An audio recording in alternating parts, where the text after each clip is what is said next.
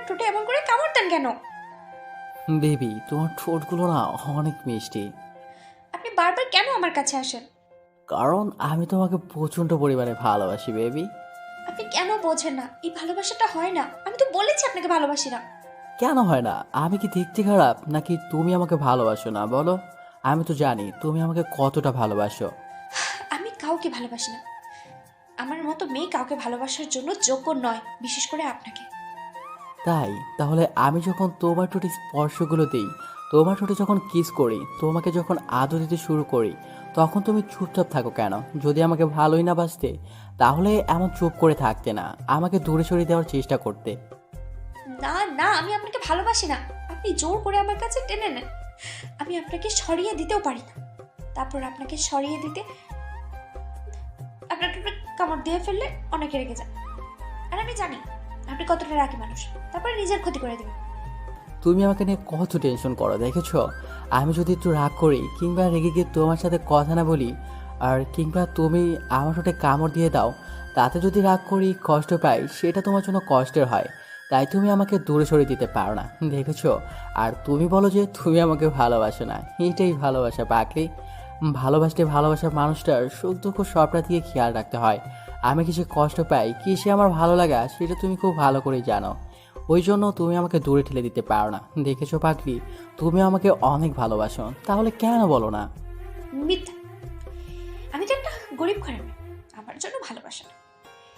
আমি চাইলেও আপনাকে দূরে সরিয়ে দিতে পারবো না। কারণ আপনি এই হসপিটাল মালিকের ছেলে। তাহলে আমি কি করে আপনাকে দূরে সরিয়ে দেবো বলেন? সেটা যদি হয় অন্য কেউ, তাহলে তাকে কাছে টেনে নিতে বলো।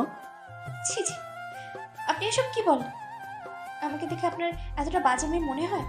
আমি গরিব হতে পারি, কিন্তু আমার স্বভাবটা এতটা বাজে নয়। আব্বু আম্মু শিখিয়েছে কার সাথে কেমন বিহেভ করতে হয়। তাছাড়া আপনাকে আমি কেন জানি দূরে সরিয়ে দিতে চাইলেও পারি না। আপনি ততবারই আমার কাছে চলে আসেন। ওইটা তোমার ভালোবাসা বেবি, তুমি কেন বুঝতে পারো না? আর আমি তোমাকে প্রচণ্ড পরিমাণে ভালোবাসি, তুমি সেটা ফিল করতে পারো। হয়তো নিজের অবস্থানের কথা ভেবে আমাকে দূরে সরিয়ে দাও, কিন্তু দেখো তুমি আমাকে অনেক বেশি ভালোবাসো, আমাকে ছাড়া থাকতেই পারবে না। কেন বুঝতে পারো না জান? তোমার এই অবহেলা আমি আর নিতে পারছি না, অনেক কষ্ট হয়। না না, আমি আপনাকে ভালোবাসি না। না কেন কিছু ফিল করতে চাই না। আমার অবস্থাটা ঠিক আছে। আল্লাহ আমাকে যেখানে রেখেছে অনেক ভালো রেখেছে। আমি চাই না আপনাকে বিয়ে করতে। একটা কথা কি জানেন তো, আমার মতো মেয়ে কাউকে ভালোবাসতে পারে না, কারো ভালোবাসাটা ডিজার্ভ করতে পারে না। আমি ভালোবাসার মতো কোনো মেয়ে নই। আপনি আমার থেকে অনেক ভালো মেয়ে পাবেন। প্লিজ আপনি এগুলো বন্ধ করুন। আর কখনো আমাকে ডিস্টার্ব করবেন না। অনেক কষ্টে আপনাদের হসপিটালে চাকরি পেয়েছি। আর আপনি যদি রোজ এমন পাগলামি করতে থাকেন, তাহলে চাকরিটা আমাকে ছেড়ে দিতে হবে। রাগ অভিমান যা দেখানোর আমার উপর দেখাও, বলে ও চাকরিটা ছাড়ার চেষ্টা করবে না। নাহলে তোমার তো কিছু করতে পারবো না, নিজেরই ক্ষতি করে ফেলবো পাগলি। কি কি কি করবেন আপনি? প্লিজ উল্টাপাল্টা কিছু করবেন না। আপনি কিন্তু ভুলভাল কিছু করবেন না প্লিজ। আমি জানি আপনি কতটা রাগী। রাগ অভিমান যা দেখানোর আমার উপরে দেখান। আপনি আমাকে মারেন, বকেন, তারপর নিজের কোনো ক্ষতি করবেন না প্লিজ। না না না, আমি তোমার উপর কোনো রাগ দেখাতে পারি না কলিজা। তুমি জানো আমি তোমাকে কতটা ভালোবাসি, তাছাড়া তোমার উপর রাগ দেখাবো কেন? তুমি তো আমার ভাবনি শোনা, কলিজা হয় না ঠিয়া, তাহলে রাগ দেখাবো কেন? আর আমি জানি তুমি আমাকে কতটা ভালোবাসো। যদি আমি নিজেকে কষ্ট দেওয়ার চেষ্টা করি, তুমি সেটা মেনে নিতে পারবে না, ঠিকই আমাকে বুকে আঁকড়ে নেবে, তাই না পাগলি? না না, এমনটা করবেন না প্লিজ। আমি চাই না আমার জন্য কেউ কষ্ট পাক। আমি বুঝতে পারছি আপনি আমাকে চান না। আমি এখানে থাকি, তাই তো? আসলে কি জানেন তো, আব্বু আম্মুকে নিয়ে অনেক কষ্ট হয়। অনেক কষ্টে চাকরিটা পেয়েছি। আপনার আব্বু আম্মুকে মায়ের মতো ভালোবাসতেন, তাই এখানে পড়ে আছি। আর আপনি যদি এমন করতে থাকেন না, আব্বু আম্মুকে নিয়ে আমাকে এখান থেকে চলে যেতে হবে। আপনি বলে দিন, তাহলে সেটাই হবে। তুমি আমাকে এমন করে বলতে পারছো? আমি তোমাকে একবারও বলেছি এখান থেকে চলে যেতে? তুমি যদি এখান থেকে যাও না, তাহলে আমার থেকে খারাপ আর কেউ হবে না। তুমি শুধু এতদিন আমার ভালোবাসাটা দেখেছো বেবি, তুমি জানো না তোমাকে কতটা ভালোবাসি। তোমাকে ছাড়া একটা দিনও কল্পনা করতে পারি না। ওই জন্যই তো বারবার সব কাজকর্ম ফেলে তোমার কাছে ছুটে আসি। তুমি কেন বোঝো না আমাকে বলো? যবে থেকে তোমাকে ভালোবাসা প্রকাশ করেছি তবে থেকে তুমি আমাকে ইগনোর করতে শুরু করেছো। আচ্ছা, আমার মধ্যে কি এমন বাজে অভ্যাস আছে যার জন্য তুমি আমাকে ভালোবাসতে পারবে না? বলো না জান। আপনি আপনি উল্টাপাল্টা ভাববেন না। আপনার মধ্যে সবই পারফেক্ট আছে, শুধু রাগটা একটু বেশি। সেটা কমিয়ে ফেলেন আর বোঝার চেষ্টা করেন এই সম্পর্কটা হয় না। আপনি একাই শুধু আমাকে ভালোবাসেন, আমি তো আপনাকে ভালোবাসি না। তাহলে এই সম্পর্কটা কি করে হয় বলেন? যেখানে এই সম্পর্কের কোনো ভবিষ্যৎ নেই সেখানে আপনি এগুলো নিয়ে কেন ভাববেন? কে বলেছে আমাদের সম্পর্কে ভবিষ্যৎ নেই? তুমি শুধু শুধু ভয় পাচ্ছ। তুমি ভয় পাচ্ছ যে আমার ফ্যামিলি তোমাকে মেনে নেবে কিনা, তাই তো? ওরা কেউ আমাদের মাঝে বাধা হবে না। তুমি না বললে আপু তোমাকে নিজের মেয়ের মতো পছন্দ করে? দেখো, ছেলে বউ হিসেবে মেনে নেবে। আর আমি কি এত বেশি ভুল করেছি তোমাকে ভালোবেসে বলো, যার জন্য তুমি আমাকে একটুও ভালোবাসতে পারবে না? হয় পাগলি, আর কত কষ্ট দিবা বলো? সেই একটা বছর যাবৎ তুমি আমাকে কষ্ট দিয়ে আসছো, এখন তো তুমি আমাকে ভালোবাসো। আমি তো ভেবেছিলাম তুমি আমাকে কখনো ভালোবাসবে না, কিন্তু এখন এত বেশি ভালোবাসো যে আমার থেকে দূরে সরে থাকতে পারো না। আমি যখনই তোমার থেকে দূরে থাকি তুমি মন খারাপ করে থাকো। তুমি কেন বোঝো না এটা আমাকে কাছে পাওয়ার তীব্র আকাঙ্ক্ষা? আমি কিছু বুঝি না আর বুঝতেও চাই না, আপনিও উল্টা বুঝবেন না। আপনাকে আমি বারবার বলে বোঝাতে পারছি না এই ভালোবাসাটা হওয়া সম্ভব নয়। আপনি কেন বুঝতে পারছেন না বলেন? কি করলে আপনি আমার থেকে দূরে সরে যাবেন?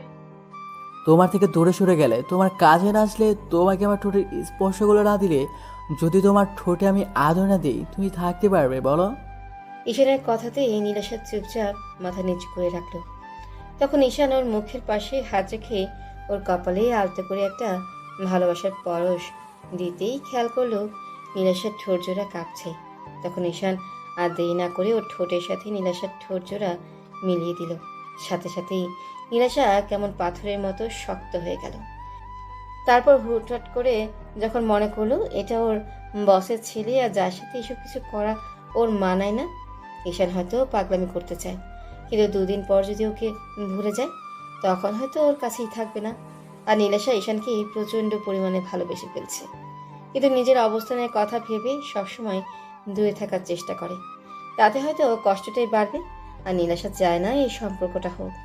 তাতে কষ্টটাই বাড়বে আর ঝামেলা বাড়বে। শেষ পর্যন্ত ওকে এখান থেকে চলে যেতে হবে, আর নীলাশার বয়স্ক বাবা মাকে নিয়ে একা থাকতে হয়, অনেক কষ্টের সংসারটা চালাতে হয়। তাহলে যদি চাকরিটা চলে যায় তাহলে কখনই আর ভালো থাকতে পারবে না, না তুলে দিতে পারবে আব্বু আম্মুর মুখে খাবার। তাই নিজেকে আরো শক্ত করে ঈশানকে সরানোর চেষ্টা করলে ঈশান ওকে আরো শক্ত করে চেপে ধরে। তখন নীলাশা উপায় না পেয়ে ঈশানকে ধাক্কা মেরে দূরে সরিয়ে দেয়। তারপর ঠাস ঠাস করে ওর গালে দুটা থাপ্পড় মেরে দিয়ে বলে, আসলেই আপনি অসভ্য লম্পট। না হলে বারবার একটা মেয়ে যেখানে আপনাকে অসহ্য মনে করে, সেখানে এত বেশি ঘৃণা করে, সেখানে আপনি এইভাবে আমার কাছে আসতেন না। আসলে আপনি একটা বেহায়া।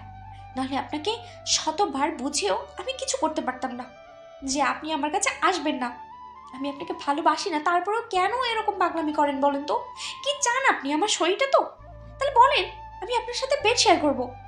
নীলাশার মুখে এমন দ্বারা কথা শুনেই ঈশানের মুখটা কালো হয়ে গেল। নিমেষের মধ্যেই একদম স্তব্ধ হয়ে গেল। তারপর কিছুক্ষণ নীলাশার মুখের দিকে তাকিয়ে রইল ঈশান, আর রাগটাকে কন্ট্রোল করতে না পেরে পাশে থাকা জানালার গ্লাসে সজোরে একটা ঘুষি মেরে দিল। সাথে সাথে ওর হাত কেটে রক্ত পড়তে শুরু হলো। নীলাশা ঈশানের দিকে যেতে গেলে ও হাতে ইশারায় থামিয়ে দিয়ে রাগী কণ্ঠে বলতে লাগলো, একদম আমার কাছে আসবে না। এত ভালোবাসার পরে যে বুঝতে পারে না, তাকে আর ভালোবাসা বোঝানোর কোনো ইচ্ছে নেই। আমি না লম্পট দুচরিত্র? আসলে কি বলো তো, সত্যিকারে ভালোবাসতে নেই কখনো। কি করব বলো? তোমার চোখের মায়ে পড়ে গেছিলাম, তোমার মনটাকে ভালোবেসেছিলাম, তোমার এই সুন্দর ব্যবহারের প্রেমে পড়ে গেছিলাম। বোঝাতে পারলাম না কতটা ভালোবাসি। আজকের পর আর এই মুখও দেখতে পাবে না। ঈশান কথাগুলো বলেই হসপিটাল থেকে বেরিয়ে যায়। আর নীলাশা সেখানেই কান্না করতে করতে বসে পড়ে। যাকে এত বেশি ভালোবাসে তাকে কষ্ট দিয়ে ফেলল। নীলাশা ঈশানের ভালোবাসার কথাটা বোঝাতেই পারল না। ঈশান বাসায় চলে আসে, কিছুতেই গিয়ে নিজেকে শান্ত করতে পারছিল না। মানতেই পারছিল না যাকে এতটা ভালোবাসে সে ওকে এমন করে ইগনোর করলো। আজকে নিজের উপর প্রচণ্ড পরিমাণে রাগ হচ্ছে ঈশানের। তাই কন্ট্রোল করতে না পেরে হাতের কাছে যা পাচ্ছিল তাই ভাঙচুর করতে শুরু করলো। ভাঙচুরের শব্দে আম্মু দৌড়ে রুমে আসলো। ছেলের এমন কর্মকাণ্ডে আম্মু তাড়াহুড়া করে ওর কাছে আসলো আর বলতে লাগলো, আব্বু, কি হয়েছে? এরকম পাগলামি করছো কেন? কে কি বলেছে আমাকে বলো, আমি সব ঠিক করে দেব। এরকম পাগলামি করো না। তুমি এভাবে নিজেকে কষ্ট দিচ্ছ কেন? আর তোমার হাতে এত রক্ত আসলো কোথা থেকে? আমি সব শেষ করে দিব, সব ভেঙে ফেলবো আজকে, সব কিছু আমি নিজের হাতে শেষ করে দেব। আমি কিচ্ছু রাখবো না, প্লিজ আম্মু, আমাকে আটকাতে এসো না। আচ্ছা ঠিক আছে আব্বু, তুমি সব ভেঙে ফেলো, সব নষ্ট করে ফেলো, কিন্তু তার আগে বলো তোমার কি হয়েছে? তুমি এরকম পাগলামি করছো কেন? কে তোমাকে এমন করে রাগিয়ে দিয়েছে? আমাকে একটাবার বলে দেখো, আমি তার সাথে কথা বলবো। কার সাহস হয় আমার আব্বুটাকে এভাবে কষ্ট দেওয়ার? আমি বুঝতে পারছি আমার আব্বুটার খুব কষ্ট পেয়েছে, না হলে এরকম পাগলামি করতো না। আমাকে বলো কি হয়েছে? কার উপর তুমি এরকম রেগে আছো? আম্মু, আমি কোনো কারণে রাগ করিনি, আমার ইচ্ছে হয়েছে তাই আমি ভাঙচুর করছি, নাকি এগুলো করা যাবে না? আব্বুর টাকা পয়সা আছে কি করতে? আমি তার একমাত্র ছেলে, আমি না ভাঙলে এগুলো কে ভাঙবে? নাকি আমি বাসা থেকে বেরিয়ে যাই, তারপর নিজের মতো করে সাজিয়ে তারপর ভাঙচুর করি? আব্বু, তোমার যা ইচ্ছা করো, তারপরও এরকম পাগলামি করো না। আমাকে বলো কে কি বলেছে। তোমার যত খুশি ভাঙচুর করো, টাকা পয়সা তো সব তোমারই জন্যই। কিন্তু এতটুকু তো বলো, আমার ছেলেটাকে কে এমন করে কষ্ট দিল, যার জন্য আমার ছেলেটা এরকম পাগলামি করছে? আমাকে একটাবার বলে দেখো, আমি সব ঠিক করে দেব। তারপরও এরকম পাগলামিটা অন্তত করো না। আম্মু, বললাম তো কিছুই হয়নি, তুমি প্লিজ আমাকে আটকেও না, এখান থেকে যাও, আমার মাথাটা গরম আছে, ভুলভাল কিছু বলে দিলে তখন তোমারই খারাপ লাগবে। আমি না কাউকে ভালোবাসি, না কেউ আমাকে ভালোবাসে, আমি কাউকে চাই না, আমার লাইফে কারোর দরকার নেই, আমি একাই থাকতে পারবো, একা থাকলে তো আর মরে যাবো না। কে ভালোবাসে না আমার ছেলেটাকে বলো আব্বু। কার এত বড় সাহস আমার ছেলেটাকে এমন করে ফিরিয়ে দেয়? আমি দেখছি আমার ছেলেটাকে কে ভালোবাসে না। আমি তার সাথে কথা বলবো, তারপরও তুমি আমাকে বলো কে কি বলেছে। আম্মু, বললাম তো এখান থেকে যাও, প্লিজ আমাকে আর ডিস্টার্ব করো না, তারপর উল্টাপাল্টা কিছু বলে ফেললে তোমারই খারাপ লাগবে, আমাকে প্লিজ একটু একা থাকতে দাও। সেটা না হয় ঠিক আছে, তারপর তুমি একটু শান্ত হও। তুমি সব ভেঙে ফেলো, তারপরও একটু শান্ত হও। আমি এখান থেকে চলে যাচ্ছি, তারপরও তুমি একটু শান্ত হও। আম্মু, তুমি কি চাও? আমি নিজের কোনো ক্ষতি করে দেই? তাহলে সেটাই ভালো হবে, বলো, আমি তাহলে সেটাই করব, তারপর আমাকে ডিস্টার্ব করো না। আম্মু বুঝতে পারছি ঈশান খুব বেশি রেগে আছে, আর কিছু একটা হারানোর ভয়ে কিংবা কিছু একটা না পাওয়ার আশঙ্কাতে এরকমভাবে কষ্ট পাচ্ছে। ঈশানের মুখে ভালোবাসার কথাটা শুনে আম্মু বুঝে গেছে হয়তো কোনো মেয়ের জন্য ঈশান এরকম পাগলামি করছে। ঈশান হয়তো কোনো মেয়েকেই খুব বেশি ভালোবাসে, যার জন্য এমন পাগলামি করছে। আম্মু কিছুদিন যাবৎ খেয়াল করছে ঈশান নিজে নিজে কিছু একটা ভাবেই আর একা একাই হাসে, খুব বেশি ভাবতে থাকে। যেটুকু সময় অফিসের দায়িত্ব সেটুকু। আব্বু এই বিষয় নিয়ে কয়েকবার আম্মুকে বলেছে, কিন্তু আম্মু বিষয়টা জানতেই পারেনি। অন্যদিকে ঈশান ভেবেছিল নীলাশাকে রাজি করিয়ে তারপর দুজনে এসে আব্বু আম্মুর সাথে কথা বলবে, তারপর ওদের বিয়েটা হবে। কিন্তু যেখানে নীলাশাই ওকে পছন্দই করে না, দুই চোখে সহ্য করতে পারে না, সেখানে ঈশান আর কাকে কি বলবে। তো আম্মু আর সেখানে দাঁড়ালো না, তাড়াহুড়া করে রুমে গেল। তারপর আব্বুকে কয়েকবার কল করতেই আব্বু রিসিভ করলো। আম্মু কান্না করে দিয়ে বলতে আরম্ভ করলো, ওগো, তোমার ছেলেটা তো পাগলামি করছে, প্লিজ তুমি বাসায় আসো। আমি ওকে থামাতে পারছি না, ও প্রচন্ড পরিমাণে রেগে আছে। হাতের কাছে যা পাচ্ছে সবই ভেঙে ফেলছে, তার উপর এত বেশি পাগলামি করছে যার জন্য আমার খুব ভয় লাগছে। ওর হাতে অনেকটা কেটে গেছে। কি জন্য এরকম পাগলামি করছে জানি না, তারপরও আমার মনে হচ্ছে যে ও কোনো মেয়ের জন্য এরকম পাগলামি হচ্ছে। ওগো, তোমার ছেলেকে তো কখনো এরকম পাগলামি করতে দেখিনি, তুমি প্লিজ বাসায় চলে আসো। কি বলো? এরকম পাগলামি কখন থেকে করছে? তাছাড়া তুমি ওকে একটু শান্ত করতে পারছো না? তুমি ওর আম্মু হয়ে ওর কাছে যেতে পারছো না, তাহলে আমি কি করে পারবো বলো?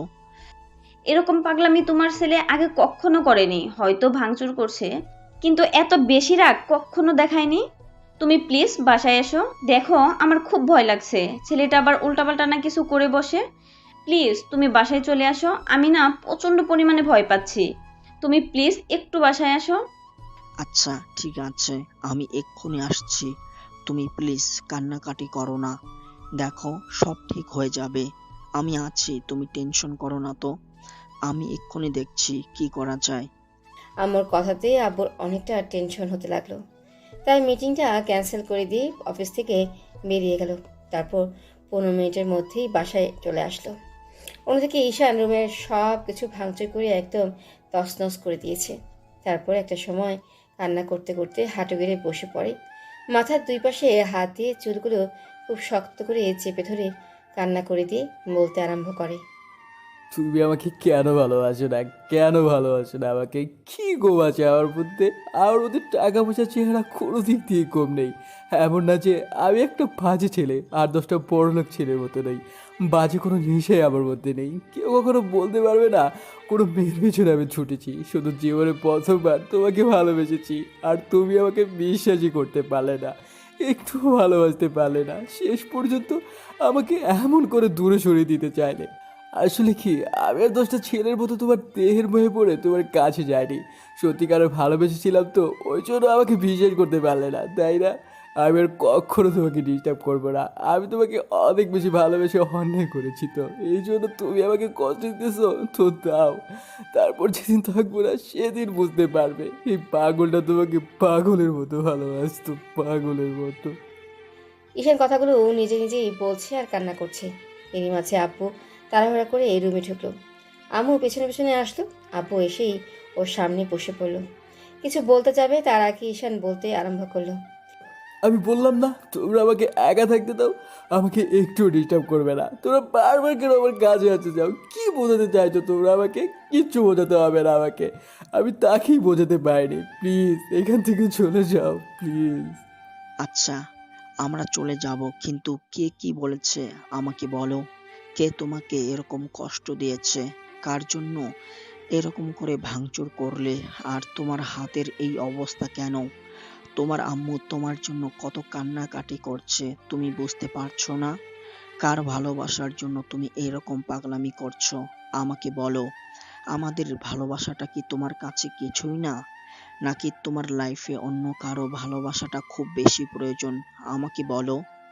না আব্বু, আমার কিছু হয়নি, আমি ঠিক আছি। নিজের উপরে রাগ করছি, যেখানে নিজেকেই বোঝাতে পারিনি সেখানে তোমাকে আর কি বোঝাবো? হ্যাঁ, তোমাদের ভালোবাসাটা আমার কাছে সব, কিন্তু আমার লাইফে অন্য কারো ভালোবাসাটা চাই। সেটা না পেলে আমার লাইফটা অপূর্ণই থাকবে। হ্যাঁ, আমি ওকে বোঝাতে পারিনি, ব্যর্থ হয়ে গেছি। প্লিজ তোমরা এখান থেকে যাও, আমাকে ডিস্টার্ব করো না। আমি একা থাকতে চাই, সারা জীবনের জন্য একা থাকতে চাই, একা থাকতে চাই। ঈশান কথাগুলো বলছে আর কান্না করছে।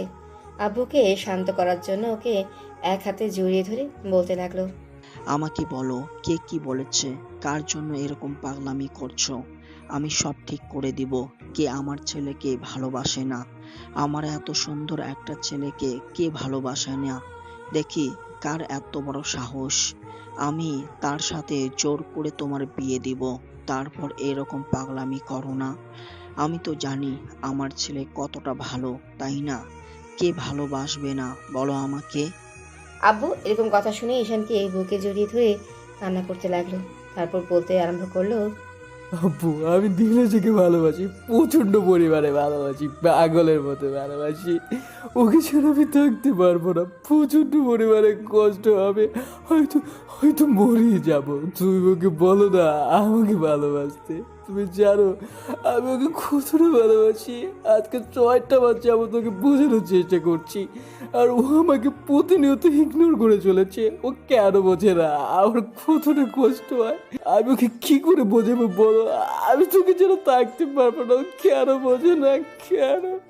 কি বলছো তুমি? কোন নীলাশাকে ভালোবাসো? আব্বু, ও আমাদের হসপিটালের নার্স, ওই মেয়েটাকে আমি ভালোবাসি। প্লিজ ওকে বলো না আমাকে একটু ভালোবাসতে। আমার লাইফে ওর ভালোবাসাটা খুব প্রয়োজন, আমি থাকতে পারবো না ওকে ছাড়া, প্রচণ্ড পরিমাণে কষ্ট হবে আমার। তুমি ওকে একটু বুঝিয়ে বলো না। কি বলছো এগুলো? ও তো সামান্য একটা মেয়ে, তার উপর ও আমাদের হসপিটালের নার্স। তুমি কি বলছো এগুলো?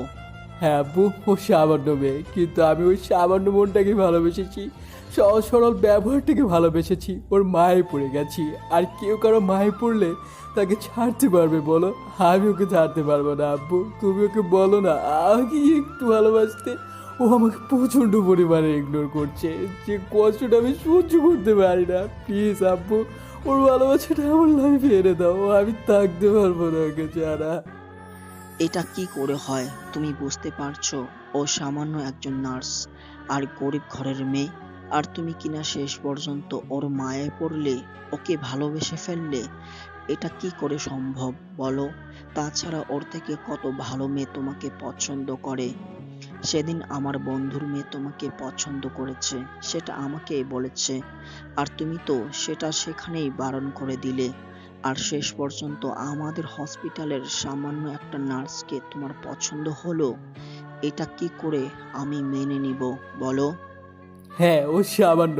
আমি ওই সামান্য মেয়েটাকে ভালোবাসি। ও যদি অন্ধ হয়, ও অঙ্গ প্রত্যঙ্গগুলো নাও থাকে, তারপরও আমি ওকে ভালোবাসি। আব্বু অত কিছু শুনতে চাই না, কিছু জানতেও চাই না। আমি ওকে ভালোবাসি আর ও কি চায়। আব্বু কি বলবে বুঝে উঠতে পারছে না, তাই চুপ করে আছে। ঈশান বুঝতে পারলো আব্বু ওদের সম্পর্কের বিষয়টা জানতে পেরে হ্যাপি নয়, তাই আব্বুকে ছেড়ে দিল। তারপর কিছুটা পিছিয়ে যেতে লাগলো। তখন আম্মু ওর কাছে যেতে গেলে ঈশান পিছিয়ে গেল আর বলতে আরম্ভ করলো, তোমরা কেউ আমার কাজে আসবে না, আমাকে কিচ্ছু বোঝাতে হবে না। আমি সবটা বুঝে গেছি। নীলাশা ঠিকই বলেছিল যে আমাদের সম্পর্কটা কখনোই হবে না। অন্তত আমার আব্বু সেটা হতে দেবে না। আব্বু, তোমার চুপ থাকাতে আমি বুঝে গেছি তুমি নীলাশাকে কখনো মেনে নেবে না, ওকে আমার থেকে দূরে সরিয়ে দিবে। এই জন্য ও বারবার বলে এই সম্পর্ক কখনো হবে না। ও বলেছিল জানো, যখন আমি ওকে প্রকাশ করেছি আমি ওকে ভালোবাসি, নীলাশা তোমার দয়াতে চাকরিটা পেয়েছে, তাই সেই দয়াটাও হারাতে চায় না। আর তুমি ওকে স্নেহ করো মেয়ের মতো, তাই তোমার কাছে ও তোমার ছেলেকে চাইতে পারবে না যে কিনা ওকে দয়া করে চাকরিটা দিয়েছে। আমার ভাবতেও অবাক লাগছে আমার আপু কিনা আমাকে মিথ্যে ভালোবাসা দেখায়, কিন্তু একটুও ভালোবাসে না। সামান্য শুধু গরিব আর ধনীর ব্যবধানের কারণে আমার ভালোবাসাটাকে আমার আব্বু মেনে নেবে না। তোমরা চলে যাও, আমার কাউকে দরকার নেই। যেখানে নীলাশায় আমাকে বুঝতে পারেনি এত ভালোবাসার পরেও, সেখানে তোমরা বুঝে কি করবে? তোমরা তো রঙিন চশমা পরে আছো, টাকা পয়সা তোমাদের কাছে সবচেয়ে বড়। থাকো তুমি তোমার টাকা নিয়ে। আজকের পর থেকে তুমি শুধু আবার পাল্টে যাওয়া দেখবে। আমি এমনভাবে নিজেকে চেঞ্জ করবো যেটা তোমরা কল্পনাও করতে পারবে না। আর ও আমাকে ভালোবাসে না, আমি ওকে বোঝাতে পারিনি এতদিনেও ওকে কতটা ভালোবাসি। ঈশান কথাগুলো বলে আবারও জানালার গ্লাসে সজোরে কয়েকটা ঘুষি মেরে দিল। সাথে সাথে কাটার জায়গা থেকে আরো রক্ত পড়তে আরম্ভ করলো। আম্মু কান্না করে দিয়ে দৌড়ে ঈশানের কাছে যেতে গেলে ও বলল, একদম আমার কাছে আসার চেষ্টা করবে না। আমি কাউকে ভালোবাসি না, না কেউ আমাকে ভালোবাসে। আমার প্রতি তোমাদের মিথ্যে হয়ে দেখাতে হবে না। তুমি আপুর মতো এগোনেই বুঝে থাকো, আমার কাউকে চাই না। আমি নিজেকেই তিলে তিলে শেষ করে দিব। তখন তোমরা ভালো থেকো। একদম আমার কাছে আসার চেষ্টা করবে না, তাহলে কিন্তু আমি নিজেকে শেষ করে দিব। আব্বু প্লিজ এরকম পাগলামি করো না। আমি বলছি তোমার আব্বু ওই মেয়েটাকে না মেনে নিলে আমি মেনে নেব। আমি দাঁড়িয়ে থেকে তোমাদের বিয়েটা দিয়ে দেব। তারপরও তুমি এরকম পাগলামি করো না। আম্মুর কথাটা একটু রাখো। তুমি জানো না তোমার আম্মু তোমাকে কতটা ভালোবাসে। তোমার কষ্ট হলে আমি সেটা সহ্য করতে পারি না আব্বু। প্লিজ একটু কথা শোনো, আমাকে একটু কাছে যেতে দাও। না, কেউ আমার কাছে আসবে না। তোমাদের কারো ভালোবাসা আমার দরকার নেই। আমি আজকে অনেক ভালোভাবে বুঝে গেছি তোমরা আমাকে কতটা ভালোবাসো, যার জন্য আমার ভালোবাসাটাকে মেনে নিতে পারছো না। আর আব্বু, আজকে থেকে তুমি শুধু তোমার ছেলের বাজে চেহারাটাই দেখতে পারবে। ঈশার কথাগুলো বলেই ওয়াশরুমে ঢুকে দরজাটা লাগিয়ে দিই। তারপর শাওয়ারটা ছেড়ে দিয়ে ভিজতে লাগলো আর চিৎকার করে কান্না করতে লাগলো। আব্বু আর আম্মু দুজনেই দরজা ধাক্কা দিতে লাগলো আর আব্বু বলতে লাগলো, ঈশান, আমার কথা শোনো। দেখো, ওর থেকে ভালো মেয়ের সাথে আমি তোমার বিয়ে দিব। দেখো, ওর থেকে সুন্দরী মেয়ে তোমার লাইফে আমি এনে দিব, যে কিনা তোমাকে ওর থেকেও বেশি ভালোবাসবে। আর ওই মেয়েটা তো বলেই দিয়েছে ও তোমাকে ভালোবাসে না। তাহলে তুমি কেন পাগলামি করছো? আমার কথাটা শোনো। আমি কি তোমার খারাপ চাইবো বলো? আমি সব সময় তোমার ভালো চাই। তাহলে কেন এরকম পাগলামি করছো? আমাকে একটু সময় দাও, আমি ওর থেকে ভালো মেয়ে তোমার জন্য এনে দেব। ওর থেকে ভালো মেয়ে আমার দরকার নেই, আমার ওকেই চাই। যেখানে আমি নীলাশাকে বোঝাতে পারিনি, সেখানে তোমাদের কি করে বোঝাবো? আমার আর কারো কথা শুনতে হবে না। আমি বুঝে গেছি তোমরা আমাকে কতটুকু ভালোবাসো। ও আমাকে ভালোবাসে না তো তোমরা সবাই শুধু আমার বলতে যাওয়াটা দেখবে। আমি যে বুকে ওর জন্য ভালোবাসা জন্ম দিতে পারি, সেই বুকে ওর জন্য প্রচণ্ড পরিমাণে অবহেলার ঘৃণাও জন্ম দিতে পারি। ও আজকে থেকে আমার পাল্টে যাওয়া দেখবে। আমি ওকে কত বেশি ইগনোর করতে পারি। ঈশান কথাগুলো বলেই কান্না করতে করতে ফ্লোরে বসে পড়লো। আর আম্মু আব্বু অনেকক্ষণ যাবো তোকে ডাকাডাকি করলো। আম্মু কান্না করতে করতে রুম থেকে বেরিয়ে গেল। আব্বু ডাকাডাকি করেও যখন ওর রেসপন্স পেল না, তখন হতাশ রুম থেকে বেরিয়ে গেল। আম্মু কান্না করছে, তাই আব্বু বলতে লাগলো, আমার কথা শোনো, সব ঠিক হয়ে যাবে। ওই মেয়েটার জন্য 2 দিন পাগলামি করবে, তারপর সবই ঠিক হয়ে যাবে। একটু বোঝার চেষ্টা করো। তোমার ছেলেটা এরকমই, যে জিনিসটা খুব করে চায় সেই জিনিসটার জন্য পাগলামি করে। এখন ওই মেয়েটার প্রতি একটু মায়া পড়েছে, কিন্তু ওকে ভালোবাসে না, আবেগের বশে এরকমটা করছে। দেখো, সব ঠিক হয়ে যাবে। হ্যাঁ, আমার ছেলেটা তো এখনো ছোট আছে, যার জন্য আবেগের বশে এরকম করবে। আসলে কি বলো তো, আমাদের ভালোবাসার কোনো মূল্যই তোমার কাছে নেই। তোমার কাছে নাম, যশ, প্রতিপত্তি, টাকা পয়সা এগুলোই সব কিছু, তাই না? একটা সময় দেখবে তোমার জন্য আমার ছেলেটা শেষ হয়ে যাবে, তারপরে তুমি বুঝতে পারবে আমার ছেলেটা ওই মেয়েটাকে কতটা ভালোবাসতো। ওই মেয়েটা আর আমার ছেলেটা কি এমন অন্যায় করেছে বলো, যার জন্য তুমি ওদের উপর খালি দায়িত্বের বোঝাটা চাপিয়ে দাও। ছোটবেলা থেকে ও নিজের কোনো ইচ্ছে আশা পূরণ করতে পারে না, তুমি ওকে যেটা বলো সেটাই শুনতে হয়। আর তুমি বলো ওর কোনো ইচ্ছে অপূর্ণ রাখুনি, যার জন্য আমার ছেলেটা ভেতরে ভেতরে ভেঙে যাচ্ছে। ছেলেটার বোঝার বয়স হতেই বিদেশে পাঠিয়ে দিলে, তারপর যখন দেশে ফিরে আসলো তখন একটা মেয়েকে ভালোবাসলো, আর তুমি তাকে লাইফ থেকে ফিরিয়ে দিচ্ছ। একটা সময় তুমিও বুঝতে পারবে তুমি কতটা ভুল করেছো, তখন হয়তো আমার ছেলেটা ফুরিয়ে যাবে। শাইলা, আমার কথা শোনো। দেখো, কিছু হবে না। তোমার ছেলে পাগলামি করছে, একটা সময় পাগলামিটা থাকবে না। তারপর দেখো, সব আবার স্বাভাবিক হয়ে যাবে। হ্যাঁ হ্যাঁ হ্যাঁ, আমার ছেলে পাগলামি করে, আর আমিও একটা পাগল, যার জন্য এরকম একটা ছেলের জন্ম দিয়েছি। তুমি আর কিছুই বুঝাতে আসবে না আমাদের। আমার ছেলেটার যদি কিছু হয়ে যায় না, আমি সারা জীবনের জন্য তোমার থেকে দূরে চলে যাব। তুমি যেখানে নিজে ভালোবেসে বিয়ে করেছিলে, সেখানে আমার ছেলেটার ভালোবাসাটা কি তোমার মেনে নিতে খুব বেশি সমস্যা হচ্ছে?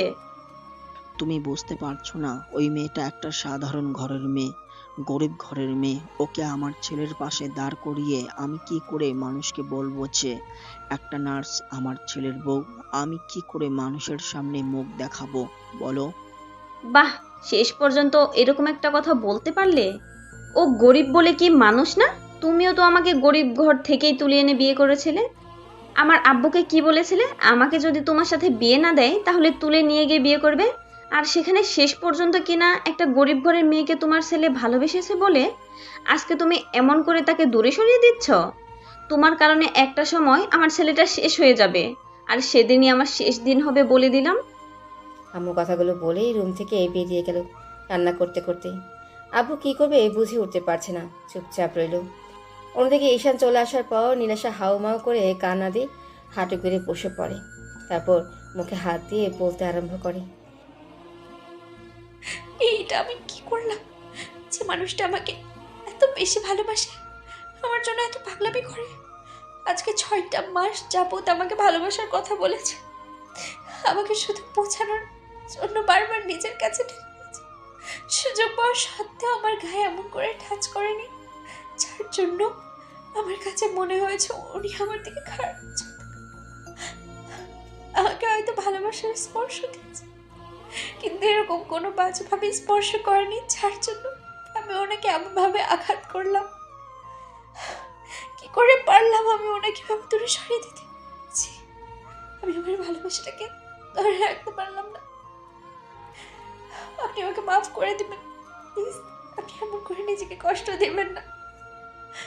আপনার নিঃস্বার্থ ভালোবাসার কাছে আমাকে হেরে যেতে হয়েছে, তারপর আমি আপনাকে কাছে টেনে নিতে পারি। প্লিজ আমাকে মাফ করে দিন।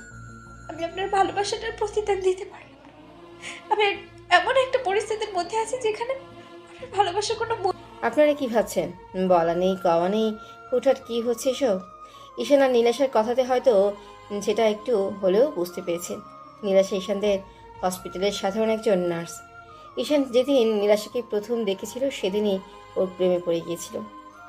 বাইকে ছোটোখাটো অ্যাক্সিডেন্টে পড়ে হাতটা অনেকটাই ছিলে যায়, তারপর ব্যান্ডেজ করার জন্য ওদেরই হসপিটালে আসে। এর আগে ঈশান কখনোই বলেনি এটা ওদের হসপিটাল, কিংবা ওইখানে গিয়ে কোনোভাবে নিজেকে প্রেজেন্ট করেনি। ঈশান হসপিটালে আসার পর একটা নার্স এসে ওর হাতে ব্যান্ডেজ করতে আরম্ভ করছিল, আর হুটহাট করে কেউ একজন এসে ঈশানের হাতটা ব্যান্ডেজ করতে থাকে। তখন ঈশানও মেয়েটার থেকে অপলক নয়নে তাকিয়েছিল। ও ভাবতে পারেনি একটা মেয়ে এত সুন্দর হতে পারে। মেয়েটার মুখে একটা মায়া মায়া ভাব আছে। ঈশান সেদিন ড্যাব ড্যাব করে নীলাশার দিকে তাকিয়েছিল। তারপর ব্যান্ডেজ করা হয়ে গেলে নীলাশাও ঈশানের মুখের দিকে এক ধ্যানে তাকিয়েছিল। তারপর একটা সময় বেশ খানিকটা লজ্জা পেয়ে বলেছিল, এভাবে তাকিয়ে না থেকে এখন হাতের দিকে তাকান, দেখুন সব ঠিক হয়ে গেছে। এখন একটা ইঞ্জেকশন পুশ করলেই সব ঠিক হয়ে যাবে। হেই, না না না, আমি কোনো ইঞ্জেকশন নিতে পারবো না। আমার ওগুলো কোনো দরকার নেই। আমি এমনিতেই ঠিক আছি। কেন ইঞ্জেকশন নিতে পারবেন না কেন? বুঝতে পেরেছি, বাচ্চাদের মতো ভয় পাওয়ার কি আছে? হ্যাঁ, এই সামান্য বিষয় নিয়ে এত বেশি ভয় পান কেন? বড় দামড়া ছেলে, ইঞ্জেকশন দেখলে হাত পা ছুটতে থাকেন কেন? হ্যাঁ, সাধারণ একটা বিষয়ে এত বড় একটা সুচ ফোটালে ভয় লাগবে না বলেন? ভালো একটা জায়গাতে ফুটো করে কিসব উল্টো পাল্টা জিনিস শরীরে ঢুকিয়ে দেন। এসবের কোনো প্রয়োজন নেই। আমার শরীর এমনিতেই ফিট অ্যান্ড ফাইন আছে, তাই শ্বশুরকে ব্যস্ত করার কোনো দরকার নেই। আমাকে এভাবে টর্চার করবে না তো। কিচ্ছু হবে না, চুপ করে বসুন, এখানে দেখুন সব ঠিক হয়ে যাবে। তো ঈশান চলে আসতে গেলে তখন ঈশানের বন্ধুরা আবারও ওকে জোর করে সেখানে বসিয়ে দেয়। তারপর নীলাশা একটা ইঞ্জেকশন এনে ঈশানের হাতে পুশ করে দিতেই ঈশান চিৎকার করে ওঠে আর বাচ্চাদের মতো ফুপিয়ে কান্না করে দিয়ে নীলাশাকে জড়িয়ে ধরেছিল।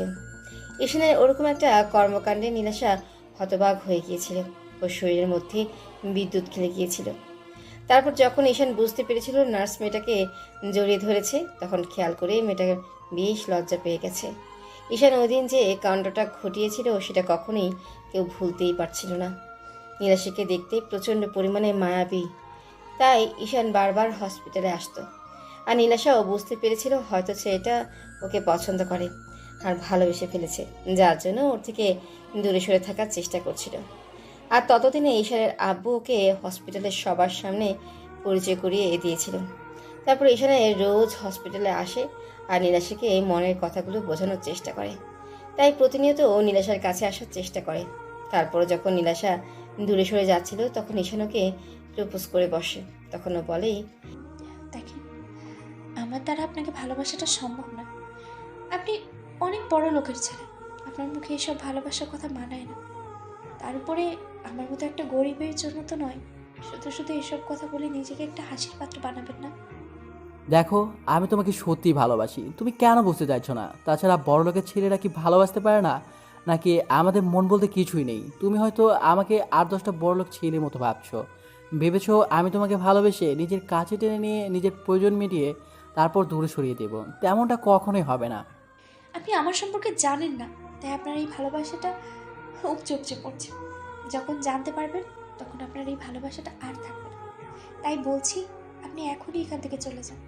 আপনাকে আর ভালোবাসা দেখাতে হবে না। আপনি আপনি জানেন না, আমি একটা গরিব পরিবারের মেয়ে। আপনি যদি আমার সম্পর্কে জানতেন তাহলে কখনোই এই ভালোবাসার কথাটা আমাকে বলতে পারতেন না। তুমি কেমন আমি সেটা জানতে চাই না। তুমি কোন পরিবার থেকে এসেছো, তোমার ব্যাকগ্রাউন্ড কি, কয়টা ছেলের সাথে রিলেশন করেছো, আমি কি এইসব ইন্টারভিউ দিতে বলেছি? আমি তোমাকে ভালোবাসি সেইটা জানিয়ে দিলাম। আর তুমি যে আমার থেকে সিনিয়র আমি সেটাও জানি। তাই আমি আর কিছু জানতে চাই না। তুমি আমাকে ভালোবাসবে, ব্যাস। তুমি সময় নাও, যত পারো সময় নাও, আর আমার সম্পর্কে জেনে নাও।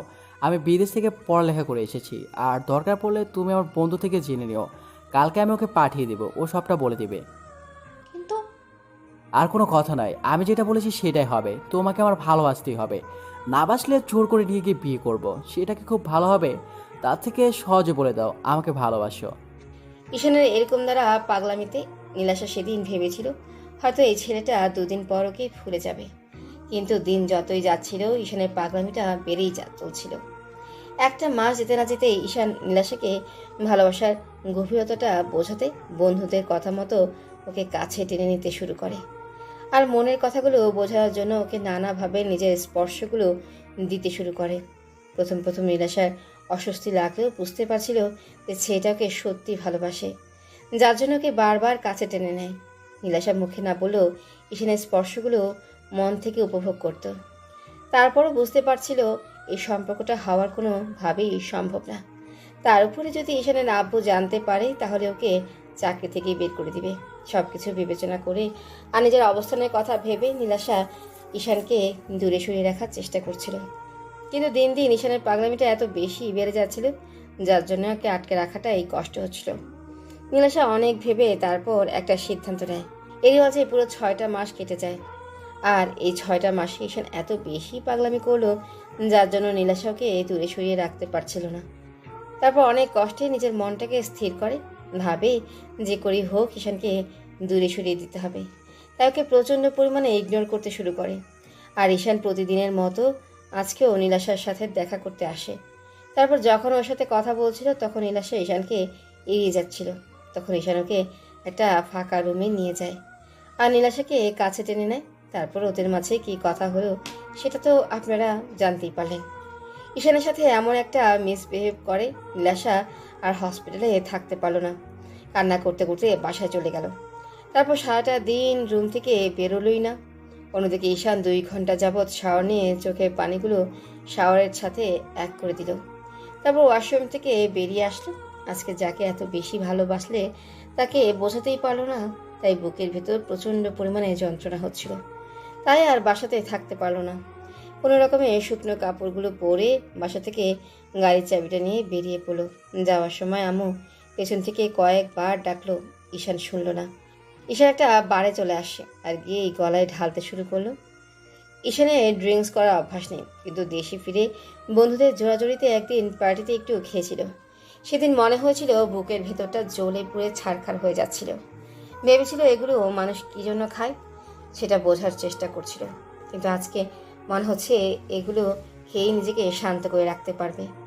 ঈশান একের পর এক গলায় ঢেলে চলেছে, কিছুতেই বুকের যন্ত্রণাটা কমছে না। ঈশান ড্রিঙ্কস করতে করতে এতটাই মাতাল হয়ে গেল, যার জন্য ওর মধ্যে আর কোনো হিতাহিত জ্ঞান নেই। ও টেবিলে শুয়ে পড়ে আর বলতে আরম্ভ করে, কেউ আমাকে ভালোবাসে না, আর আমি কাউকে ভালোবাসি না। আমি ওকেই বোঝাতে পারিনি কতটা ভালোবাসি। যেখানে আমাকে মেয়েরা চোখে হারায় সেখানে তুমি আমাকে এমন করে দূরে সরিয়ে দিলে। নিজের মায় ফেলে ভালোবাসা শিখে এখন ভালোবাসাটা বসে চলে না। তোমার কাছে আমি এতই তুচ্ছ হয়ে গেছি যার জন্য আমাকে ভালোবাসতে পারবে না। আমি তো একটা বাজ ছেলে। এখন থেকে বাজ ছেলেটা আর তোমাকে ডিস্টার্ব করবে না। এখন থেকে আর একটু ডিস্টার্ব করবে না, দেখো। ঈশান কথাগুলো বলতে বলতেই সেখানেই ঘুমিয়ে পড়ল। তো রাত 1টা বেজে যাচ্ছে, তারপরও ঈশান বাসায় ফিরছে না। আম্মু কান্না করে পুরো বাসা মাথায় তুলে ফেলেছে। আব্বু বারবার বলছে, শাইলা, শান্ত হও। তোমার ছেলে একটু পরেই বাসায় চলে আসবে। তুমি কান্নাকাটি করছো কেন? কিছু হবে না। তুমি শুধু শুধু পাগলামি করছো। আর একটাও কথা বলবে না। এরপরও তোমার মুখ দিয়ে কথা বেরোচ্ছে? এত কিছুর পরও তুমি নিজেকে স্বাভাবিক রাখতে পারছো? আমার ভাবতেও অবাক লাগছে। তুমি কি না এরকম ভাবে নিজেকে স্বাভাবিক রাখতে পারছো? আসলে ছেলেটা তো আর তোমার নয়, আমার। ওই জন্যই আমি নিজেকে স্বাভাবিক রাখতে পারছি না। আম্মুর কথায় দেওয়ার মতো উত্তর আব্বুর কাছে নেই। এটা ঠিক যে উনি শুধু স্ট্যাটাসের কথা ভেবে নিরাশাকে ওনার ছেলে থেকে দূরে সরিয়ে রাখছে। তো আম্মু অনেকক্ষণ যাবৎ কান্না করলো। তারপর যখন আব্বু চুপ করে রইলো তখন আম্মু ঈশানের বন্ধু রাজকে কল করলো। তারপর কান্না করে সবটা বললো। সব শোনার পর রাজ বাসা থেকে বেরিয়ে ঈশানকে এদিকে ওদিকে খুঁজতে লাগলো। তারপর যখন পাচ্ছিল না তখন ভাবলো ঈশান সেদিন যে বারে গিয়েছিল হয়তো ওখানটায় থাকতে পারে। রাজ বারের একটা ওয়েটারকে কল করে জানতে পারলো ঈশান ওখানেই আছে। রাজ তাড়াহুড়া করে বারে চলে যায়। তারপর গিয়ে দেখে ঈশান পুরো মাতাল হয়ে গেছে। না কোনো সেন্স আছে না কোনো কথা বলছে। ও কোনো রকমে বিলটা দিয়ে তারপর নিয়ে বাসার উদ্দেশ্যে চলে যায়। আধ ঘন্টা পর বাসায় পৌঁছে কলিং বেল দিলেই আম্মু দরজাটা খুলে দেয়। রাজের কাঁধে ঈশানকে দেখে আম্মু কান্না জুড়ে দেয়। তখন রাজ বলতে আরম্ভ করে, আন্টি প্লিজ কান্নাকাটি করবেন না। দেখেন সব ঠিক হয়ে যাবে। হয়তো বিষয়টা নিয়ে রাগ করে আছে তাই ড্রিঙ্কস করছে। সব দোষ ওর আব্বুর। ওনার জন্যই সবটা হয়েছে। একটা সময় দেখবে আমার ছেলেটা ওর আব্বুর জেদের জন্যই শেষ হয়ে যাবে।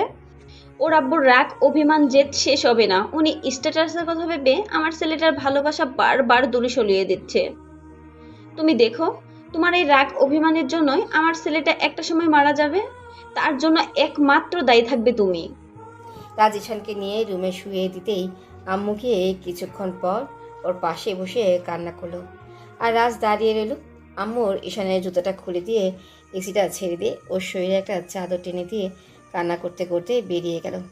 আর রাজ জিজ্ঞেস করতে লাগলো, আন্টি আমি জানি না ঈশান কী জন্য এমন করেছে, তবে মনে হচ্ছে অনেক কষ্ট পেয়েছে, তাই সে উল্টাপাল্টা জিনিস খেয়েছে। যদি কিছু মনে না করেন তাহলে আমাকে বলেন, যদি কোনো সমস্যা হয় আমি চেষ্টা করব আমার সর্বোচ্চ দিয়ে সমাধান করার। আমি তোকে বেস্ট ফ্রেন্ড ভাবি, ও আমাকে বেস্ট ফ্রেন্ড ভাবে, তাহলে আমার বেস্ট ফ্রেন্ডের এরকম একটা অবস্থা কী করে আমি চুপচাপ থাকবো বলে? আম্মু কান্না করতে করতে সবটাই বলল রাজকে। ও মাথা নিচু করে রইল, তারপর বলতে লাগলো, আন্টি, আমি এই বিষয়টা জানতাম না, আর ঈশানকে বারণ করেছিলাম এই মেয়েটাকে ভালো না বাসতে, ওর কাছে না যেতে। তারপর ওর মায়া জড়িয়ে গেছে। আমি জানি আঙ্কেল এরকম কিছু করতে পারে, তাই ওকে আগেই বারণ করেছিলাম, কিন্তু ঈশান আমার কোনো কথা শোনেনি। কি করবে বলেন? ভালোবাসাটা তো আর বলে কয়ে হয় না, হয়ে গেছে। আর ঈশান যখন বুঝতে পেরেছে তখন এরকম পাগলামিটা করেছে। আমি এর থেকে বেশি কিছু বলতে পারলাম না। ওই মেয়েটা অনেক গরিব করে, ওই জন্য ও তো আঙ্কেল ওকে মেনে নিতে চাইছে না। আম্মু কান্না করতে লাগলো। তখন রাজ নিরুপায় হয়ে বাসা থেকে বেরিয়ে গেল। অন্যদিকে নীলাশা সারা রাত আর ঘুমাতেই পারল না, কান্না করে বালিশ ভেজালো। আম্মু আব্বু ওকে অনেকবার জিজ্ঞেস করলো, তো এভাবে 2-3টা দিন কেটে গেল। আর এই 2-3টা দিন নীলাশার মন খারাপ থাকায় ও হসপিটালে গেল না। এখন ঈশান সকালে বাসা থেকে বের হয়, আর সেই রাত 2টা-3টার দিকে বাসায় ফিরে। হয়তো আব্বু না হলে রাজ ওকে বাসায় দিয়ে যায়। ঈশান প্রচণ্ড পরিমাণে ড্রিঙ্কস করতে শুরু করেছে। তার উপর যদি ওর আব্বু কিংবা আম্মু বারণ করে, আবার সেই ভাঙচুর করতে শুরু করে দেয়, নিজেকে কষ্ট দেওয়ার চেষ্টা করে। এরই মাঝে ঈশান কয়েকবার হাত কেটে ফেলেছে, নিজেকে শেষ করে দেওয়ার চেষ্টা করেছে। ছেলের এমন অধপতন দেখে আম্মু প্রচণ্ড পরিমাণে কান্না করে, আর বারবার আব্বুর কাছে রিকোয়েস্ট করে বলে মেয়েটাকে মেনে নিতে। আর আব্বু তার উল্টো কাজটা করলো। এসব জানতে পারলে ঈশানের আব্বুর প্রতি যতটুকু ভালোবাসা ছিল সেটুকু শেষ হয়ে যাবে। তো আফজাল সাহেব অনেক ভেবে চিন্তে হসপিটালে আসে। তারপর নীলাশাকে ডেকে পাঠায়। নীলাশা অনুমতি নিয়ে ঢুকে, তারপর ওনার সামনে দাঁড়িয়ে বলে, আঙ্কেল আমাকে ডেকেছেন? হ্যাঁ ডেকেছি, আর তোমাকে কি জন্য ডেকেছি সেটা তুমি জানো। তুমি তো খুব ভালো আছো, তাই না এরকম একটা নাটক করে? নীলাশা মাথা নিচু করে রইল। ও জানে আফজাল সাহেব ওকে কি জন্য ডেকেছে। নীলাশা কিছুক্ষণ চুপ করে থেকে বলতে আরম্ভ করলো, আঙ্কেল, আমি জানি আপনি আমাকে ভুল বুঝেছেন, কিন্তু আমি আপনার ছেলের পাগলামিতে কোনো সায় দেইনি। আমি জানি এই সম্পর্ক হবার নয়, আর আমি একটা গরিব মেয়ে। আমি কি করে আপনার ছেলের বউ হতে পারি, ওই স্বপ্নটা আমি কখনো দেখিনি। আমি আপনার ছেলেকে ফিরিয়ে দেওয়ার চেষ্টা করেছিলাম, কিন্তু উনি বারবার পাগলামি করেছে। তার জন্য যদি আপনি আমাকে শাস্তি দেন কিংবা চাকরি থেকে বের করে দিতে চান তো দিতে পারেন। আমি এখান থেকে অনেক দূরে চলে যাব। তাও আমি তোমাকে চাকরি ছেড়ে যেতে বলিনি, কিন্তু তুমি ওর সাথে কোনো কাজে সায় দেবে না যাতে আমার সম্মানটা ডুবে যায়। আমি তোমাকে এখানে চাকরি দিয়েছি, তার মানে এই না যে তুমি সেটার সুযোগ নিয়ে আমার ছেলের দিকে হাত বাড়াবে। আঙ্কেল, আমার আব্বু আম্মু তেমন কোনো শিক্ষা দেয়নি। ওরা আমাকে শিখিয়েছে কার স্থান কোথায়। আমি আমার স্থানটা খুব ভালো করেই জানি। সামান্য একজন নার্স। আমার সাজে না আপনার ছেলেকে নিয়ে স্বপ্ন দেখা। আমি যেখানে নিজেকে নিয়ে স্বপ্ন দেখতে ভুলে গেছি, সেখানে এত বড় স্বপ্নটা দেখা আমার জন্য অনেক অপরাধ হবে। তাই আমি এগুলো ভাবি না। আপনার যদি আমার কথাগুলো বিশ্বাস না হয়, তাহলে আপনি আমাকে শাস্তি দিতে পারেন স্যার। আফজাল সাহেব আর কিছু না বলেই কেবিন থেকে বেরিয়ে যেতেই নীলাশা কান্না করতে করতে দেয়ালের সাথে পিঠ ঠেকিয়ে নিজে বসে পড়ল, আর বলতে লাগলো, সব দোষ আমার জন্যই সবটা হয়েছে। আমি যেখানে যেখানে যার সেখানেই একটা না একটা ঝামেলা পাকাই। আল্লাহ কি জন্য যে সাদা চামড়াটা আমাকে দিতে গেল। এর থেকে তো আমার চেহারাটাই ভালো ছিল, তাতে অন্তত ছেলেরা আমার দিকে নজর দিত না। এই সুন্দর চেহারাটা আমার জন্য কাল হয়ে দাঁড়াতো না। হয়তো গরিবের পদ্ম ফুল হয়ে জন্ম নিয়েছে। এই পদ্ম ফুলটা যতটা সুন্দর হোক, কেউ তুলে বাসায় নিয়ে যাবে না। আল্লাহ যে মানুষটার কপালে আমি নেই, তাকে আমার জন্য কষ্ট দিও না। আমার কথাটা ছেড়ে দিও, তুমি অন্তত ওনাকে কষ্ট দিও না। আমি এগুলো সহ্য করতে পারছি না। তুমি এর শেষ কোথায় বলে দাও আমাকে। এভাবে পুরো একটা মাস কেটে গেল। এরই মাঝে ঈশা নিজের বেহাল দশা করে ফেলেছে, পুরো পাগল হয়ে গেছে। এদিকে ওদিকে দৌড়ে বেরিয়েছে, আর সেদিনের পর থেকে ঈশান আর হসপিটালে যায়নি। এরই মাঝে কয়েকবার ঈশানের সাথে নীলাশার রাস্তায় দেখা হয়েছে। ঈশান ওকে খেয়ালই করেনি, কিন্তু নীলাশা ওকে দেখলেই নিজেকে আড়াল করে রেখেছে। নীলাশা খুব কাছ থেকে দেখেছে আগে সেই হ্যান্ডসাম স্মার্ট স্টাইলিশ ছেলেটা কেমন যেন পাগলের মতো হয়ে গেছে। চুলদারি বড় হয়ে গেছে আর একদম দেবদাস হয়ে গেছে। পাগলের মতো ঘোরাফেরা করে, তার উপর সবসময় হাতে সিগারেট থাকে। আম্মু রোজ কান্না করে ঈশানকে বোঝানোর চেষ্টা করে। অন্যদিকে আফজাল সাহেবের মনটা সেই পাথর হয়েই আছে। ছেলে এরকম একটা অবস্থা উনি মুখ বুজে সহ্য করে যাচ্ছে, আর আম্মু ওনাকে বলতে বলতে ক্লান্ত হয়ে গেছে। বুঝতে পারে উনি কখনোই ওদের সম্পর্কটা মেনে নেবে না, তাই শেষে আম্মু আব্বুকে বোঝানোটা বন্ধ করে দেয়। আম্মু প্রতিদিন সকালে ঈশানের রুমে গিয়ে দেখে ঈশান ঘুমাচ্ছে, নাহলে উঠে বসে আছে আর কিছু একটা ভাবছে। প্রতিদিনের মতো আজকে রুমে আসে, দেখে ঈশান সিগারেট খাচ্ছে। আম্মু আসতে ঈশান সিগারেটটা ফেলে দিল। তখন আম্মু বলতে লাগলো,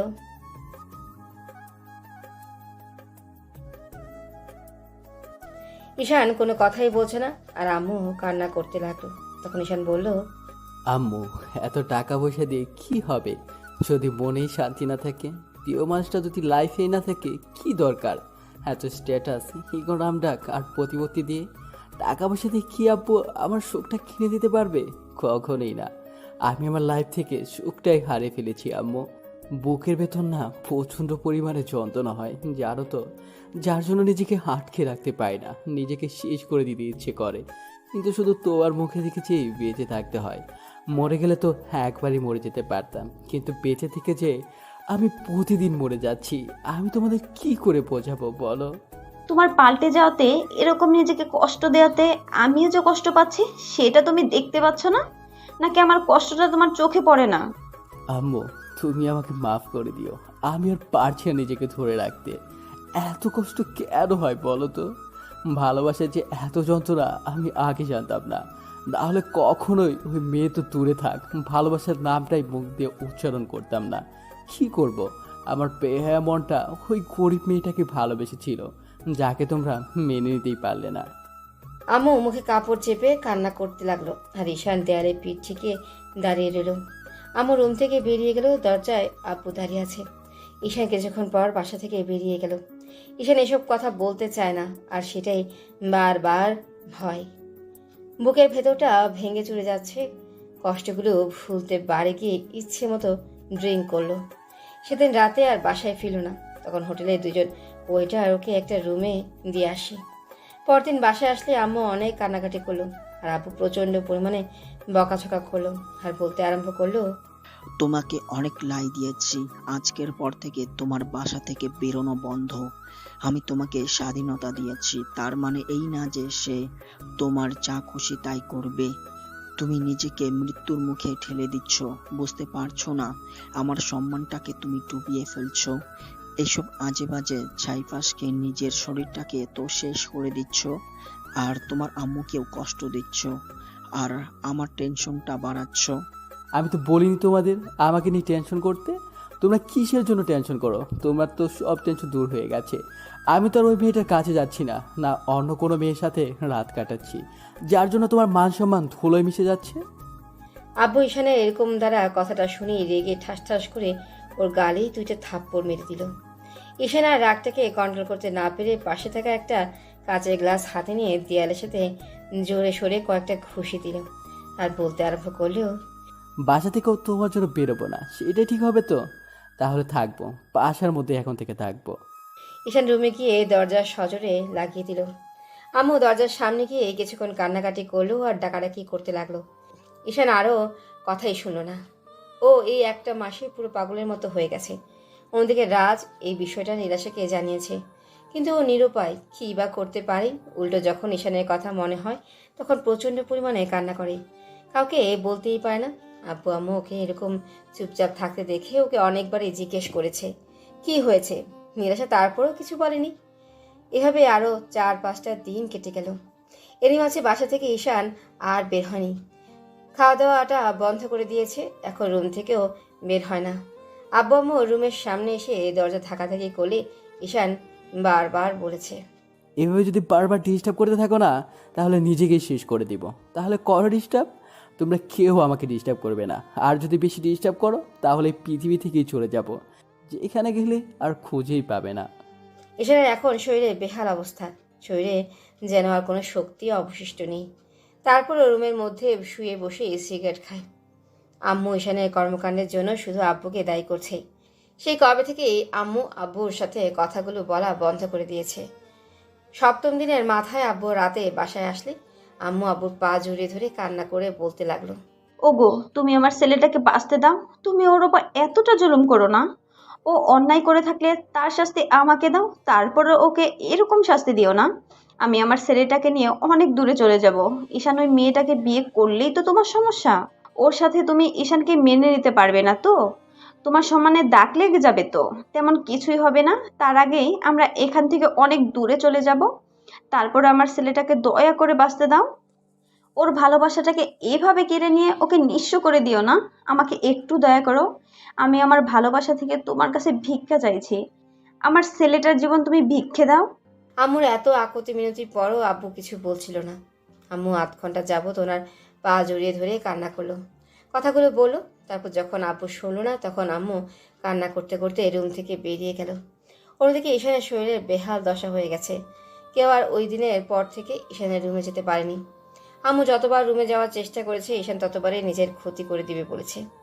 কিন্তু এখন যেন শরীরে আর চলছিল না। যেটুকু শক্তি অবশিষ্ট ছিল, নেশা করে সেটাকে যেন শেষ করে দিয়েছে। এখন নিঃশ্বাসটা ত্যাগ করাটা এই সময়ের ব্যাপার হয়ে গেছে। বিছানা ছেড়ে আর উঠতেই পারছে না, আর রুমেও কেউ যেতে পারে না, যার জন্য কেউ ঈশানের অবস্থাটা দেখতে পাচ্ছে না। রাতে ঈশান শুয়ে শুয়ে ভাবছে, এরপর হয়তো আর কখনো পৃথিবীর আলোটা দেখা হবে না, কারণ শরীরটা আর সায় দিচ্ছে না। এই মুহূর্তে খুব ইচ্ছে করছিল প্রেয়সীর মুখটা একবার দেখতে, যার জন্য এত কঠিন আয়োজন। হয়তো সেই সুযোগটা আর কখনো হবে না। তাই ফোনের গ্যালারিতে থাকা নীলাশার একটা ছবি বের করে ওর মায়াবী চেহারাটা বারবার দেখতে লাগলো। তারপর একটা সময় নিজেই বলতে লাগলো, খুব বেশি ভালোবেসে ফেলেছিলাম তো, ওই জন্য বুঝতেই পারলে না প্রেয়সী। তোমাকে আর কিভাবে বোঝাবো, যেখানে আব্বু আম্মাকে বোঝাতে পারলাম না। আর তুমি তো অন্যর মেয়ে ছিলে, আমার আর কিছু বোঝানোর নেই তোমাকে। আজকের পর হয়তো তোমাকে আর দেখতে পারবো না, সামনে থেকে দেখতে না পারলেও ফোনে তোমাকে একবার শেষবারের মতো দেখে নিলাম পাগলি।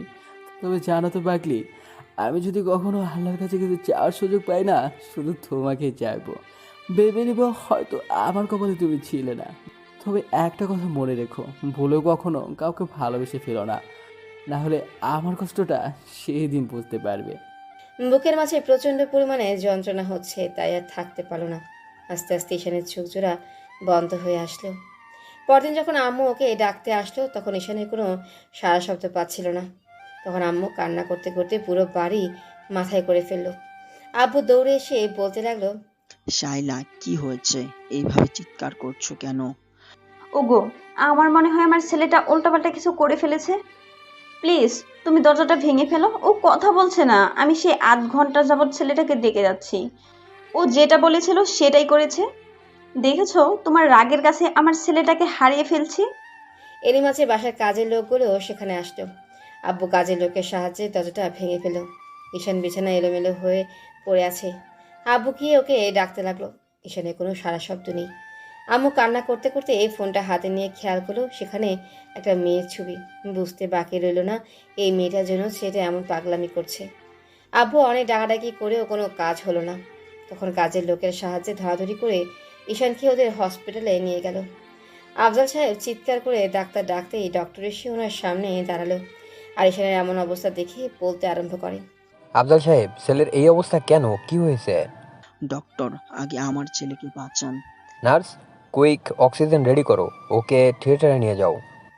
ডক্টরের কথাতে দাদা তাড়াহুড়া করে নীলাশা আসলো। আর এসে যাকে দেখলো তাকে দেখার পর বুকের ভেতরটা কেঁপে উঠল। ওর চোখ দিয়ে আপনা আপনি পানি বের হতে শুরু করলো। তারপরও সব কিছু ভুলে গিয়ে ঈশানকে স্ট্রেচারে করে অপারেশন থিয়েটারের দিকে নিয়ে যেতে লাগলো। নীলাশা ঈশানের মুখের দিকে তাকিয়ে আছে। ওর প্রচণ্ড পরিমাণে ভয় হচ্ছে। মনে হচ্ছে এই মানুষটা ওর থেকে দূরে চলে যাবেই, হয়তো আর কখনো এই মানুষটার মুখটা দেখতে পারবে না। অপারেশন থিয়েটারে নিয়ে যেতেই ডক্টর অপারেশন শুরু করে দেয়। আর বুঝতে পারে অনেকগুলো ঘুমের ওষুধ খেয়ে নিয়েছিল, যার জন্য শরীরের অবস্থা খারাপ হয়ে গেছে। আর না খেয়ে থাকার ফলে শরীরটা নিঃশেষ হয়ে গেছে।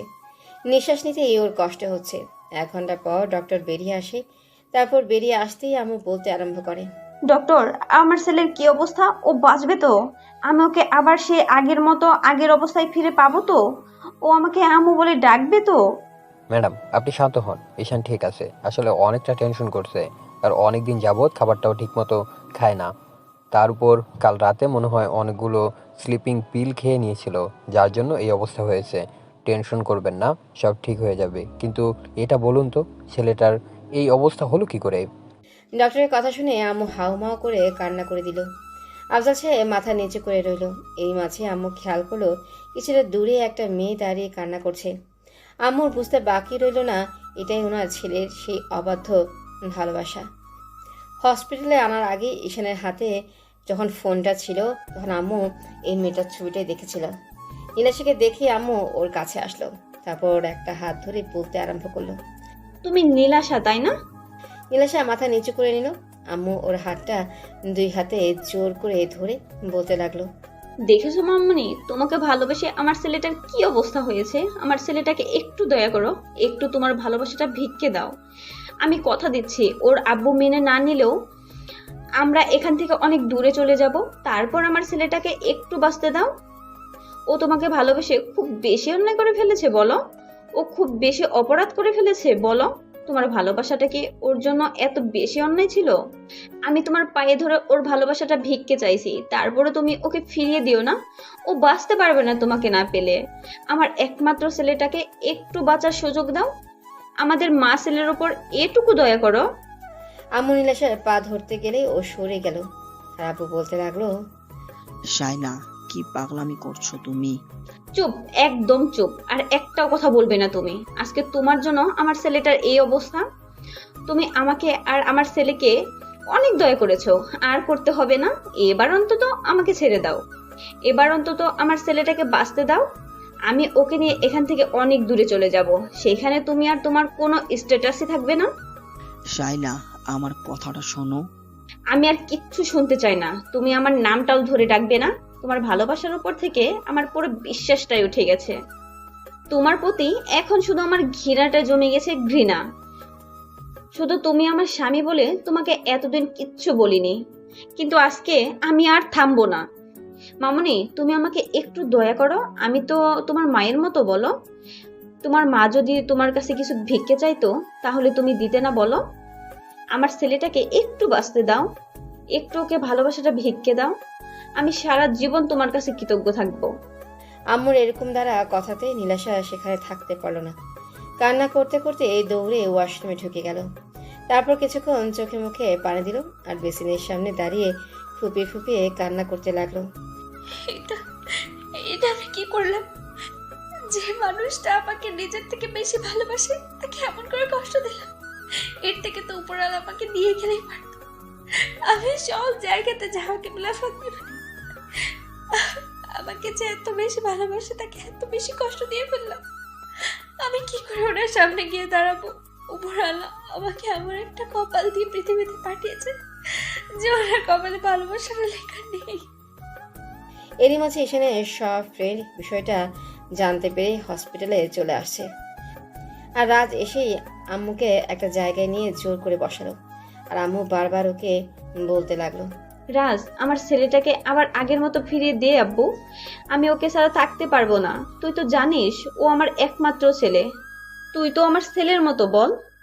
তুই তোর বন্ধুকে একটু বল না। আমি ওকে নিয়ে এখান থেকে অনেক দূরে চলে যাব।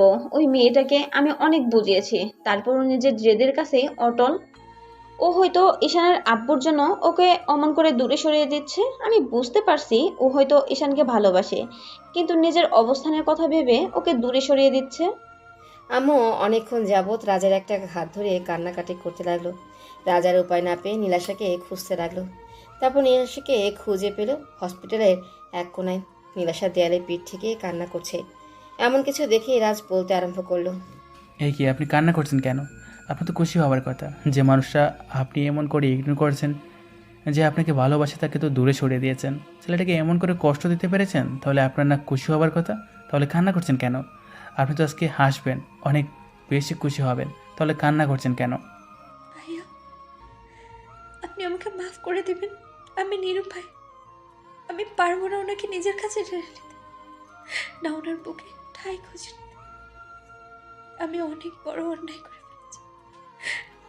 আমি এই সুন্দর চেহারা নিয়ে জন্ম নিয়ে অনেক বড় পাপ করে ফেলেছি। আমি বুঝতে পারিনি যে আমার জন্য একটা মানুষ এভাবে কষ্ট পাবে আর নিজেকে এত বড় কষ্ট দেবে। আমাকে মাফ করে দেন। আমি এখান থেকে অনেক দূরে চলে যাব। এত কিছুর পরও আপনার কাছে মনে হচ্ছে আপনি নিজে অপরাধ করছেন। আপনি তো অপরাধ করছেন ওকে কষ্ট দিয়ে। আপনি কখনো ভালো থাকতে পারবেন না। আমি বলে দিচ্ছি, আজকে ওর যদি কিছু হয়ে যেত না, এর জন্য একমাত্র আপনি দায়ী থাকতেন। আপনি কখনো ভালো থাকতে পারবেন না। আর যদি কখনো কাউকে ভালোবেসে ফেলেন না, তাহলে বুঝতে পারবেন এই ভালোবাসার মধ্যে কতটা যন্ত্রণা রয়েছে। আমি নিরুপায়, আমি ওনাকে নিজের কাছে টেনে নিতে পারিনি। আপনি আমাকে মাফ করবেন। আমি জানি আপনি আঙ্কেলের জন্য এরকম করছেন, কিন্তু আপনি তো একটাবার ওকে বলতে পারতেন যে আপনার অবস্থার দিকে আপনি ওকে ভালোবাসতে পারছেন না। অন্তত আমাকে বলতে পারতেন। আমি তো বারবার এসে আপনাকে জিজ্ঞেস করেছিলাম কী জন্য আপনি এমনটা করছেন। অন্তত ঈশানের আম্মুর কাছে বলতে পারতেন। আমি তো বলছিলাম যে ওর আম্মু কতটা কান্নাকাটি করেছে, ওর আম্মু সব কিছুতে রাজি আছে, উনি শুধু ওনার ছেলের মুখে হাসি দেখতে চায়। আর আপনি কি করলেন? ওকে এমন করে ইগনোর করলেন যে যার জন্য ছেলেটা এমন একটা অবস্থা। আজকে ছেলেটার মরে গেলেই হতো আপনি খুশি হতেন না? প্লিজ ভাইয়া, চুপ করুন। এইসব মাঝে মাঝে কথা বলবেন না। ওনার কিছু হবে না, আমি মরে যাব, সেটাই ঠিক হবে। আমি চলে গেলেই তো কেউ কষ্ট পাবে না, সেটাই ভালো হবে। বুঝেছি, আপনার সাথে কথা বলে কোনো লাভ নেই। এসব বিষয় নিয়ে আপনাকে আর বলবো না। ঈশানের আম্মু ওকে নিয়ে অনেক দূরে চলে যাবে।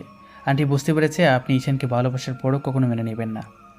রাজ গিয়ে আম্মুর সাথে কথা বলে সব শোনার পর আম্মু বলতে লাগলো, আমার সব বোঝা হয়ে গেছে। কেউ কারোর জন্য না, আমি আমার ছেলেকে নিয়ে এখান থেকে অনেক দূরে চলে যাব। সারাটা দিন ঈশানের জ্ঞান ফিরল না। রাত 12টার দিকে নীলাশা বাসায় যেতেই ওর আব্বু বলতে আরম্ভ করলো। মামুনি, তোমার সাথে কিছু কথা আছে। নীলাশা আব্বুর সামনে দাঁড়াতেই উনি বলতে আরম্ভ করলো, শোনো মামুনি, আমি তোমার বিয়ে ঠিক করে ফেলেছি। কিছুদিন যাবৎ ভেবেছি, তোমার বয়স হয়েছে, আমাদেরও বয়স হয়েছে, যে কোনো সময় আমরা চোখ বন্ধ করে নিতে পারি। তাই আমি চলে যাওয়ার আগেই চাই আমার মেয়েটা কোথাও ভালো আছে সেটা দেখে যেতে। কিন্তু আব্বু, আর কোনো কিন্তু নয়, আমি যেটা বলছি সেটাই হবে। তুমি বা কতদিন এভাবে থাকবে বলো? আব্বু, আমি চলে গেলে তোমাদের কি হবে? আমি যদি বিয়ে করে এখান থেকে চলে যাই, তাহলে তোমাদের কে দেখবে? সেটা তোমাকে দেখতে হবে না। ছেলেপক্ষ সবাই শুনেছে, ওরা সবটা জেনে শুনেই রাজি হয়েছে। ওরা বলেছে বিয়ের পর তোমাকে চাকরিটা করতে হবে না। ওরা সব কিছুতেই রাজি আছে।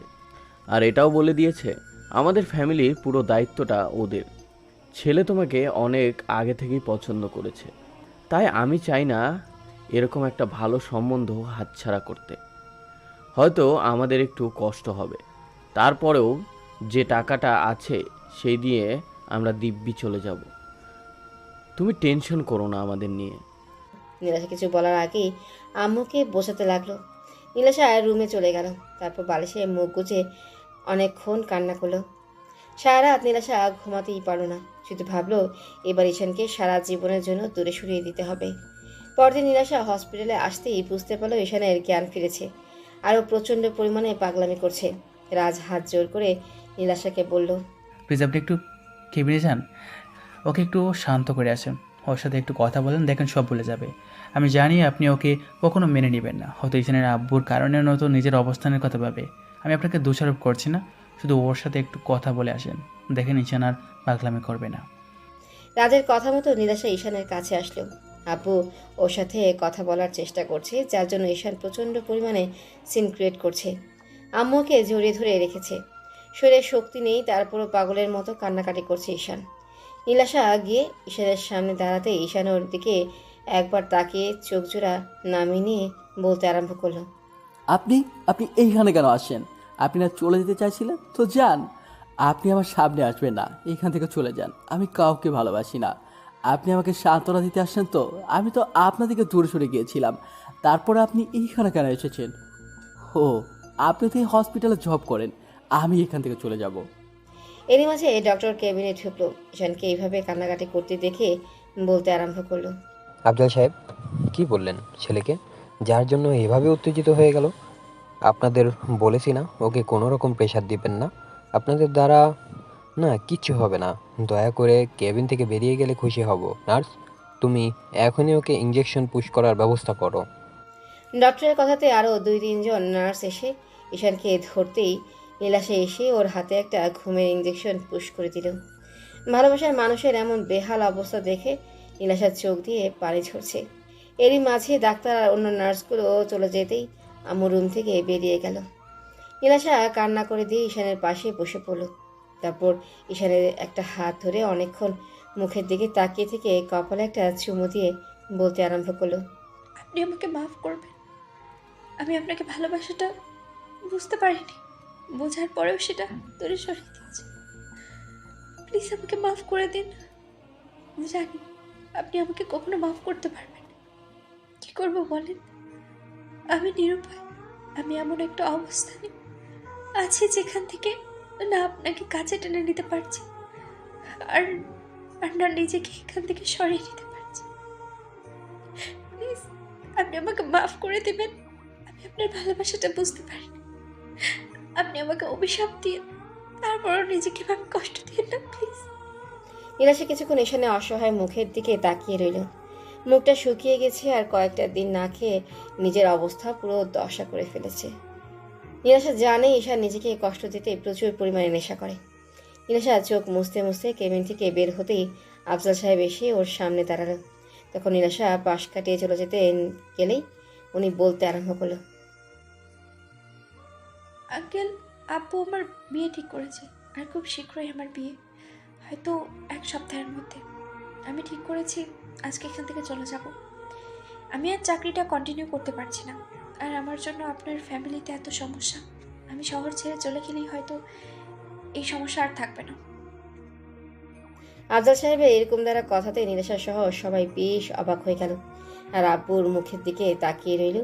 তখন নীলাশা বলতে আরম্ভ করলো, আঙ্কেল, আপনি কি বলছেন? আমি কিছুই বুঝতে পারছি না। সেটা পরে বুঝতে পারবে। কথাটা আজকে বলতে চাচ্ছিলাম না, কিন্তু তোমরা যা শুরু করেছো তাতে হয়তো আমার ছেলেটাকে ওর আম্মুকে আমি শান্ত করতে পারবো না। শোনো, আমি কালকে তোমাদের বাসায় গিয়েছিলাম, তোমার আব্বুর সাথে কথা বলেছি। সব শোনার পর উনি বিয়েতে রাজি হয়েছে। আমি অন্যায় করেছি আমার ছেলেটাকে এইভাবে তোমার থেকে দূরে সরিয়ে দিয়ে। বুঝতে পারিনি আমার ছেলেটা এত বেশি পাগলামি করবে। তুমি প্লিজ ওকে এইভাবে দূরে সরিয়ে দিও না। আমি মানছি আমি অন্যায় করেছি, কিন্তু শাস্তি তোমরা আমাকে দাও। তারপরও ওর উপর রাগ করে থেকো না। কিসব বলছেন আঙ্কেল? আপনি বুঝতে পারছেন আমি একটা গরিব ঘরের মেয়ে, তার উপরে হসপিটালের সামান্য একজন নার্স, যে কিনা আপনার ছেলেকে ভালোবাসা তো দূরে থাক, আপনার বাসার কাজের মেয়ে হওয়ার যোগ্যতাও রাখি না। তাহলে আপনি কি করে আপনার ছেলের পাশে আমাকে মেনে নেবেন বলেন? আপনার আপনার আপনার স্ট্যাটাসে লাগবে না? নীলাশা কথাগুলো বলেই কান্না করতে লাগলো। তখন আব্বু ওর সামনে হাত জোর করে বলল, মামনি, এইসব কথা বলে আমাকে আর লজ্জা দিও না। আমি অনেক বড় ভুল করেছি। আমার ছেলেকে এইভাবে কষ্ট দিয়ে আমি অনেক বড় অন্যায় করেছি। তুমি প্লিজ আমাকে ক্ষমা করে দাও। আমি তোমার আব্বু আম্মুকে রাজি করিয়েছি। তুমি অন্তত বিয়েতে বারণ করে দিও না। তুমি আমার ছেলেটার মুখের দিকে তাকিয়ে হলেও বিয়েটাতে হ্যাঁ বলে দাও। তুমি তো ওকে ভালোবাসো। আমি তোমার চোখের দিকে তাকিয়ে বুঝতে পারছি তোমার চোখে ওর জন্য অসম্ভব রকমের মায়ের ভালোবাসা জড়িয়ে আছে। প্লিজ ওকে আর কষ্ট দিও না। অসম্ভব আঙ্কেল, এই বিয়ে করা আমার পক্ষে সম্ভব না। আমি জানি আপনি কখনো আমাকে ছেলের বউ হিসেবে মানতে পারবেন না। আপনার ছেলে আমাকে কখনো মাফ করবে না। ও এমনিতেই আমাকে এখন ঘৃণা করে। তাই আমি চাই যে মানুষটা আমাকে ঘৃণা করে সারা জীবনটা যেন ঘৃণাই করেছে। বুঝতে পেরেছি, রাগার অভিমান থেকে এখন এসব কথা বলছো তো।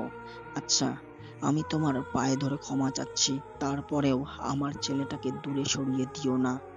আব্বুর কথা শুনেই নীলাশা দূরে সরে গেল আর কান্না করে দিয়ে বলতে লাগলো, আঙ্কেল, আপনার ছেলেকে আপনি দূরে সরিয়ে দেন, তারপরেও এরকম পাগলামি করবেন না। অন্তত আমাকে আর কোনো অপরাধী করবেন না। এমনিতেই উনি আমার উপরে প্রচণ্ড পরিমাণে রেগে আছেন, আর আপনি এরকম কাজ করলে আমি সারা জীবন সবার কাছে অপরাধী হয়ে থাকবো। আমি জানি তুমি কি রকম মেয়ে, তাই তোমাকে এইভাবে কথাগুলো না বললে তুমি রাজি হতে না। আমি চাই তুমি আমার ছেলেটাকে বিয়ে করে নাও।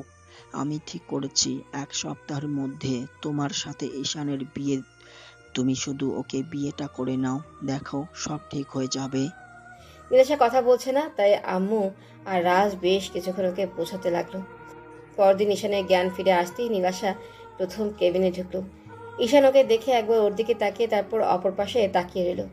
তখন নীলাশা ওর পাশে বসে একটা হাত দুই হাতের মুঠোয় নিতেই ঈশান হাতটা ছাড়িয়ে নিল আর নীলাশা বলতে আরম্ভ করলো। রাগ করে আছো আমার উপরে? থাকো, সমস্যা নেই, কিন্তু একটু কথা বলো আমার সাথে। দেখো, তুমি এভাবে আমাকে দূরে সরিয়ে দিতে চাইছো, তাহলেও সমস্যা নেই, একটু কথা বলো। আমার জন্যই তো কষ্ট পাচ্ছ। দেখো, এই কষ্টটা আর থাকবে না। তোমার আব্বু সবটা মেনে নিয়েছে, আর আমাদের বিয়েটাও কালকে ঠিক করে এসছে। নীলাশার কথাতে ঈশান ওর দিকে তাকালো। খেয়াল করলো নীলাশার চোখে মুখে একটা অসম্ভব রকমের খুশির ছাপ। তখন ঈশান একটা তাচ্ছিলের হাসি দিয়ে বলল, দেখেন, মজা করবেন না। আমার মধ্যে এসব মজা করার কোনো শক্তি আর অবশিষ্ট নেই। মরে যেতাম, শুধু আম্মুর জন্য সুইসাইড করিনি। এসব কথা বলে আমাকে আর হাসাবেন না। আমার মধ্যে হাসার মতো আর কোনো শক্তি অবশিষ্ট নেই। আপনি যে আমাকে ভালোবাসেন না সেইটা আমি জানি। আব্বু জোরপূর্বক আপনার সাথে আমার বিয়েটা ঠিক করেছে তো শুধু আমাকে বাঁচানোর জন্য, তাই না? আপনি চলে যান, আমাকে আপনার বিয়ে করতে হবে না। আমি মরবো না। উপরওয়ালা আমাকে ঠিক যতদিন বাঁচিয়ে রাখবে আমি ঠিক ততদিনই বেঁচে থাকবো, এতে আপনি চান বা না চান। ঈশানের কথাতে নীলাশা ফুপিয়ে কান্না করে দিল। তারপর ঈশানের একটা হাত দুই হাতের মুঠোয় নিয়ে চুমু দিতে দিতে বলতে আরম্ভ করলো, প্লিজ এরকম কথা বলো না। আমার প্রচণ্ড পরিমাণে ভয় হয়। তুমি জানো তোমার এই অবস্থা দেখে আমার কতটা কষ্ট হয়েছিল। মনে হচ্ছিল আমি নিজেকে শেষ করে দিই। তুমি এরকম একটা কাজ কেন করতে গেলে? এসব বলে আমাকে কষ্ট দিও না প্লিজ। তুমি এসব বললে আমার প্রচণ্ড পরিমাণে ভয় হয়। তুমি আমাকে বলো তোমাকে ভালোবেসে আমার মরে যেতাম, আমি সেটা করে নেব। তারপরে এসব কথা আর কখনো বলবে না প্লিজ। দেখেন নাস ম্যাডাম, আমার হাত ধরবেন না, ছেড়ে দিন। আমি তো একটা দুশরিত লম্পট ছেলে। আপনাকে শুধু শারীরিক চাহিদার কারণে কাছে টেনে নেই। এখন শরীরের চাহিদা আমি মিটিয়ে ফেলেছি, তাহলে এখন আপনি আমার কাছে আসেন কেন? যান, এখান থেকে চলে যান। আমি না কাউকে ভালোবাসি, না কেউ আমাকে ভালোবাসে। কারো ভালোবাসারই আমার দরকার নেই। যেখানে নিজের আব্বু আম্মু আমাকে বুঝতে পারেনি, সেখানে তো আপনি আমার রক্ত সম্পর্কে কেউই না। সত্যি দূরে চলে যাব? সত্যি আমি তোমার কেউ নই? হয়তো আমি তোমার রক্তের সম্পর্কে কেউ নই, কিন্তু তোমার আত্মার সাথে আত্মার সম্পর্কের একজন মানুষ, যাকে কিনা তুমি এত ভালোবাসো। তুমি আমার উপরে রাগ করে এরকম যা বলছো, তাই না? আচ্ছা ঠিক আছে, আমি এখান থেকে চলে যাচ্ছি। তবে এটুকু শুনে রাখো, আমি তোমার লাইফ থেকে কোথাও যাচ্ছি না। যে মানুষটা আমাকে এত ভালোবাসে, সে যদি আমাকে তাড়িয়েও দেয়, আমাকে যদি কখনো ভালো নাও বাসে, কাছে টেনে নাও নেয়, তারপরেও আমি তার কাছেই পড়ে থাকবো। ঈশান চুপ করে আছে। নীলাশা কান্না করতে করতে রুম থেকে বেরিয়ে গেল। ওকে এভাবে কান্না করে বেরিয়ে যেতে দেখে রাজ রুমে ঢুকলো। তারপর ঈশানের কাছে বসতেই ও রাজের দিকে তাকালো। ও বলতে লাগলো, অনেক কিছুর পর ঠিক হয়েছে। এখন অন্তত মেয়েটাকে এভাবে দূরে সরিয়ে দিয়ে নিজের কষ্টটাকে বাড়াস না, নিজের কষ্টটাকে বাড়াস না, আর না ওকে কষ্ট দিস। তুই যত পারিস ওর উপর রাগ দেখা, তারপরে এমন কিছু করিস না যার জন্য সব কিছু নষ্ট হয়ে যায়। আমি তো বলিনি আমার জন্য সবাইকে কষ্ট করতে কিংবা আমার সাথে এই বিয়েটার বিয়ে ঠিক করতে। তাহলে তোরা শুধু শুধু এইসব কি জন্য করলি বল? দেখ, তোর রাগ করাটা স্বাভাবিক, কিন্তু তুই যতই রাগ দেখাস না কেন, দিন শেষে কিন্তু তুই ওকে ভালোবাসিস। তাই আমি বলবো তুই বিয়েটা করে নে। হয়তো মেয়েটার উপর কিছুদিন রাগ করে থাকবি, ওর দিক থেকে আমি মুখ ফিরিয়ে নিবি। তারপরও যখন মেয়েটা কান্না করবে না, তখন তুই সেটা সহ্য করতে পারবি না। তুই তো বলতি তুই ওর কষ্ট সহ্য করতে পারিস না, যার জন্য লুকিয়ে ওকে অনেক হেল্প করেছিস। তার উপর মেয়েটা তো এখন কষ্ট পাচ্ছে শুধু তোর জন্য। তাই আমি বলি তুই বিয়েটা করে নে। দরকার পড়লে ওকে কিছুদিন কষ্ট দিস, তারপর না হয় মেনে নিস। তারপর এমন কিছু করিস না যার জন্য মেয়েটা উল্টাপাল্টা কিছু একটা করে বসে। আব্বু আম্মু ঈশানের সাথে কথা বলল, কিন্তু ঈশান আব্বুর সাথে কথা বলাটাই বন্ধ করে দিয়েছে। আব্বু হতাশ হয়ে এই রুম থেকে বেরিয়ে যেতে আম্মু কিছুক্ষণ ঈশানকে বোঝালো। ঈশান সিদ্ধান্ত নিল বিয়েটা করে নেবে। তো আরও 2-3টা দিন ওকে হসপিটালে থাকতে হলো। আর এই 2-3টা দিন নীলাশা একজন স্ত্রীর যেমন স্বামীর সেবা করে, ঠিক তেমনি করেই গেছে। একটা মুহূর্তের জন্য ওর পাশ থেকে সরেনি। আফজাল সাহেব ওকে জবটা ছেড়ে দিতে বললেও নীলাশা ছাড়েনি, শুধু ঈশানের জন্য। নীলাশা বলেছে যেদিন ঈশান সুস্থ হয়ে যাবে সেদিন জবটা ছেড়ে দেবে। নীলাশা ঈশানের এতটা কাছাকাছি থেকেছে, তারপরও ঈশান ওর সাথে কোনো কথাই বলেনি, যার জন্য নীলাশা ঈশানের সামনেই কান্না করেছে। ঈশান জানে মেয়েটা ওকে ভালোবাসে, কিন্তু কেন যে তখন দূরে সরিয়ে দিয়েছিল। তো হসপিটাল থেকে বাসায় ফিরে 7 দিনের মাথায় ওদের বিয়েটা বিশাল আয়োজনের মধ্য দিয়ে হয়ে যায়। আর বিয়ের সময় ঈশান বেশ অন্যমনস্ক ছিল, যার জন্য নীলাশা খুব বেশি ভয় হচ্ছিল আর ভেবেছিল না না, ও হয়তো আমার উপর একটু রেগে আছে, একটা সময় ঠিকই আমাকে মেনে নেবে। ঈশান তো আমাকে প্রচণ্ড পরিমাণে ভালোবাসে, তাহলে ইগনোর কেন করবে? বিয়েটা সব কার্যক্রম শেষ করে ঈশান নীলাশাকে নিয়ে বাসায় আসে। তারপর আম্মু ওদের বরণ করলে সব ফর্মালিটি শেষে ঈশান একাই ছাদে চলে যায়। গিয়ে দেখে ওর বন্ধুরা বসে আড্ডা দিচ্ছে। ঈশানও অনেকদিন পর বন্ধুদের সাথে প্রাণ খুলে আড্ডা দিল। রাজা ঈশানকে অনেক বোঝালো আর নীলাশাকে কষ্ট না দিতে বারণ করলো। ঈশান কোনো কথাই বলল না। 12টা থেকে আম্মু এসে ডেকে গেল। ঈশানও বাধ্য ছেলের মতো রুমে চলে আসে। দরজা আটকে দিয়ে বিছানার দিকে তাকালো।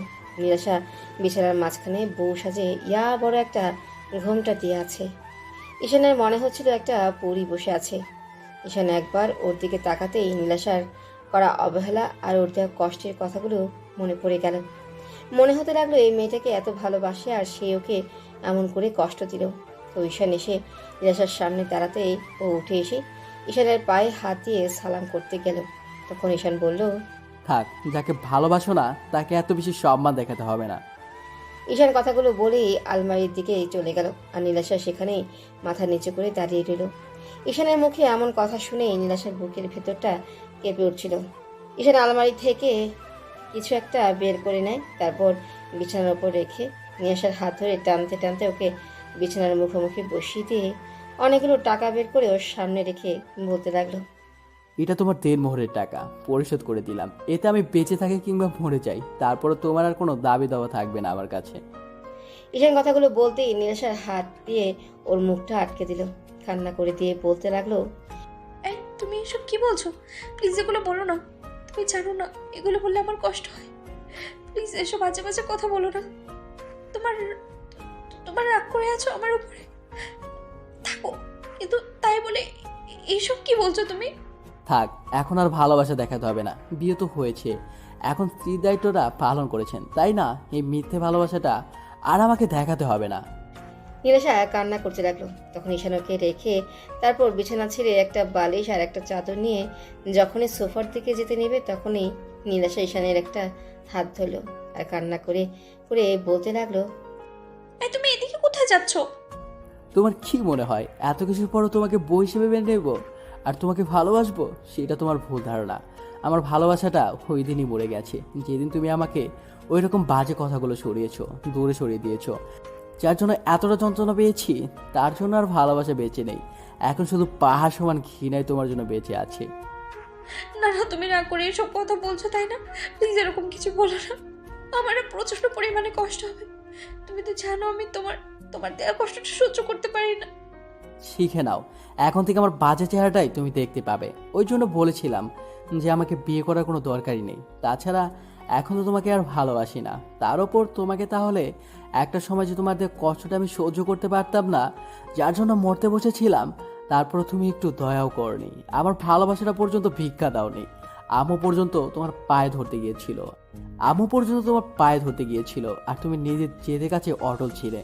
তাহলে এখন কেন আসছো আমার লাইফে? আমার ভালোবাসাটাকে তুমি পায়ে মারিয়ে দিয়েছো সেদিন, তাহলে আর এই ভালোবাসার কথা বলে লাভটা কি বলো? প্লিজ সেরকম করে বলিও না। আমি অনেক অন্যায় করেছি, তার জন্য তুমি শাস্তি দাও। তারপর এরকম একটা রাতে তুমি আমার থেকে দূরে সরে যেও না। তুমি জানো এই এই এই রাত নিয়ে মেয়েদের কত স্বপ্ন থাকে। প্লিজ তুমি আমাকে এরকম করে দূরে সরিয়ে দিও না। আমি ইচ্ছা করে তো এমন কিছু করিনি, তাহলে তুমি কেন আমাকে কষ্ট দেবে বলো? না না না, আমি তোমাকে কষ্ট দিচ্ছি না, কষ্টটা তুমি নিজেই তৈরি করেছো। আর আমি সবটা জানতাম। হ্যাঁ, তুমি পারতে চাইলে আমাকে সবটা বলতে যে আপু এগুলো বারণ করেছে, আর তুমি তোমার অবস্থানের কথা ভেবে এইসব করেছো। আমি তো তোমাকে বলেছিলাম আমি তোমাকে বিয়ে করে অন্য কোথাও চলে যাব। তুমি একটাবার অন্তত আম্মুকে বলতে পারতে যে আপু তোমাকে এমন কিছু বলেছে, আমার এইরকম একটা দুরবস্থা দেখেও তুমি চুপ করেছিলে, তাহলে এখন এত ভালোবাসা দেখাচ্ছ কেন? আমার কোনো ভালোবাসা দরকার নেই। আমি বুঝে গেছি পৃথিবীতে কেউ কারোর জন্য নয়। ঈশা নীলাশার হাতটা ছাড়িয়ে নিয়ে সোফায় শুয়ে পড়লো আর নীলাশা ফুপিয়ে কান্না করতে লাগলো। ঈশান কোনো কথাই বলল না, কিছুক্ষণের মধ্যেই ঘুমিয়ে পড়ল। নীলাশা ঈশানের পায়ের কাছে বসে জড়িয়ে ধরে কান্না করতে লাগলো। তারপর মাঝরাতের দিকে যখনই ঈশানের মনে হলো যে ঈশান প্রচণ্ড পরিমাণে রাগ করে আছে, নীলাশা তাহাজ্জুদের নামাজে দাঁড়িয়ে গেল। তারপর 2 রাকাত নফল নামাজ আদায় করে আল্লাহর কাছে হাত তুলে কান্নাকাটি করতে লাগলো আর ঈশানের জন্য ভালোবাসাটা ভিক্ষা চাইল। ঈশান সবটাই শুনতে পেল। তারপর একটা সময় অবাক হয়ে ওর দিকে তাকিয়ে রইল।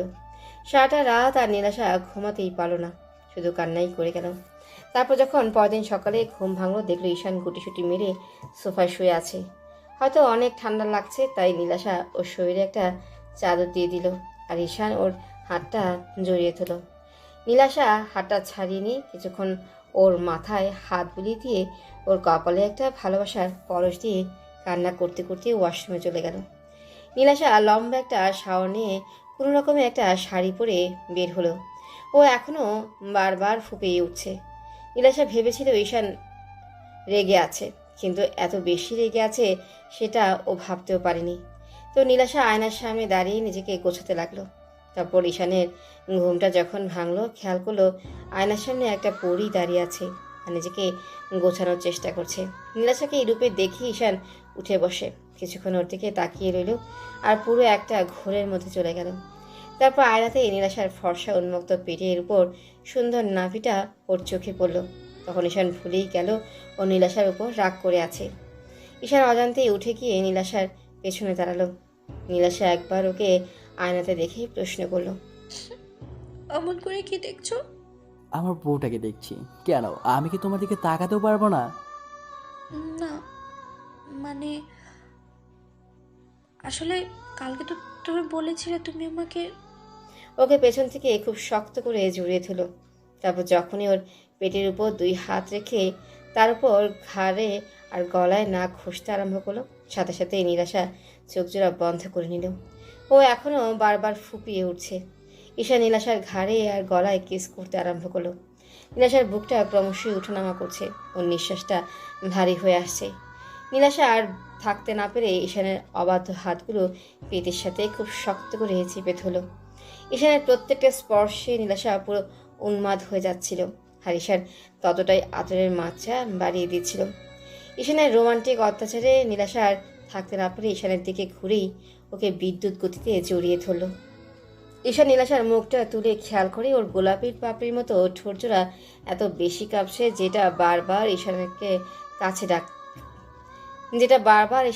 কাছে টানে। ঈশান নীলাশার মিষ্টি ঠোঁটের স্বাদ নিতে ওর 4 ঠোঁট এক করে দিল।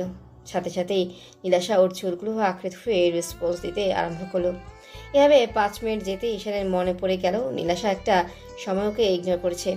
নীলাশার করার প্রত্যেকটা অবহেলার কথা মনে পড়তে ঈশানকে ধাক্কা দিয়ে দূরে সরিয়ে দিল। ঈশানের এমন বিহেভে নীলাশা অবাক হয়ে ওর দিকে তাকিয়ে রইল। তারপর বলল, কি হলো, তুমি এভাবে সরিয়ে দিলে যে? নীলাশাকে এমন অবস্থায় দেখে ঈশান নিজেকে সামনে রাখতে পারছিল না। ঈশান কথাটা ঘোরানোর জন্য আর নীলাশাকে কষ্ট দেওয়ার জন্য বলতে লাগলো, তুমি কি ভেবেছো আমি তোমাকে এত সহজেই মেনে নেব? এটা তো শুধু তোমাকে কষ্ট দেওয়ার জন্য করলাম। তোমাকে আমি বারবার কাছে টেনে নেব, কিন্তু স্ত্রীর অধিকারটা তুমি আমার কাছ থেকে কখনোই পাবে না। সবসময় শুধু তোমাকে এমন করে কষ্ট দিয়ে যাব। ঈশানের বলা প্রত্যেকটা কথা নীলাশা বুকের তীরের মতো পিঠে। ও তাড়াহুড়া করে ঈশানের সামনে আসলো। তারপর ওর একটা হাত ধরে চুমু দিয়ে বলতে আরম্ভ করলো, বাবু প্লিজ আমাকে মাফ করে দাও, আমি অন্যায় করেছি, তার জন্য শাস্তি দাও। তারপরও কাছে টেনে নিয়ে এমন করে কষ্ট দিয়ে দূরে সরিয়ে দেও না। আমি থাকতে পারবো না তোমার স্পর্শ না পেয়ে। প্লিজ আমাকে একটাবার বুকে জড়িয়ে নাও। আমি প্রচন্ড পরিমাণে মিস করছি তোমার পাগলামি। প্লিজ আমাকে আগের মতো ভালোবাসো। কখনোই না, তোমাকে আর একটা মুহূর্তের জন্য আমি ভালোবেসে নিজে বুকে জড়িয়ে নেব না। তুমি কি ভেবেছো আমি সবটা ভুলে গেছি? কখনোই না। ঈশান কথাটা বলেই গাড়ির চাবিটা নিয়ে বেরিয়ে পড়লো। আব্বু আম্মু ওকে ডাকাডাকি করলো, কিন্তু ও কারো কথাই শুনলো না। আম্মু তাড়াহুড়া করে নীলাশার রুমে এসে দেখলো নীলাশা ফ্লোরে বসে কান্না করছে। আম্মু বিষয়টা বুঝতে পেরে ওকে জিজ্ঞেস করতে নীলাশা সবটাই বলল। সব শোনার পর আম্মু চুপ করে রইল আর নীলাশা কান্নাই করতে লাগলো। আম্মু ওর পাশে বসে ওর মাথায় হাত বুলিয়ে দিয়ে বলতে লাগলো, মামুনি তুমি শান্ত হও, দেখো ঈশান তোমার ওপর রাগ করে আছে, একটু কষ্টটা সহ্য করে নাও।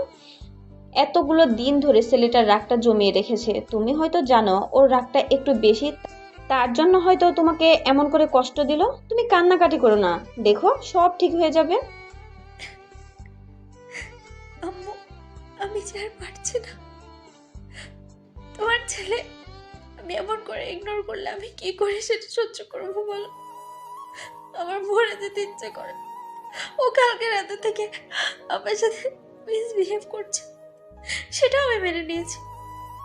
আর আজকে আমাকে এমন করে কাছে টেনে নিয়ে দূরে সরিয়ে দিল।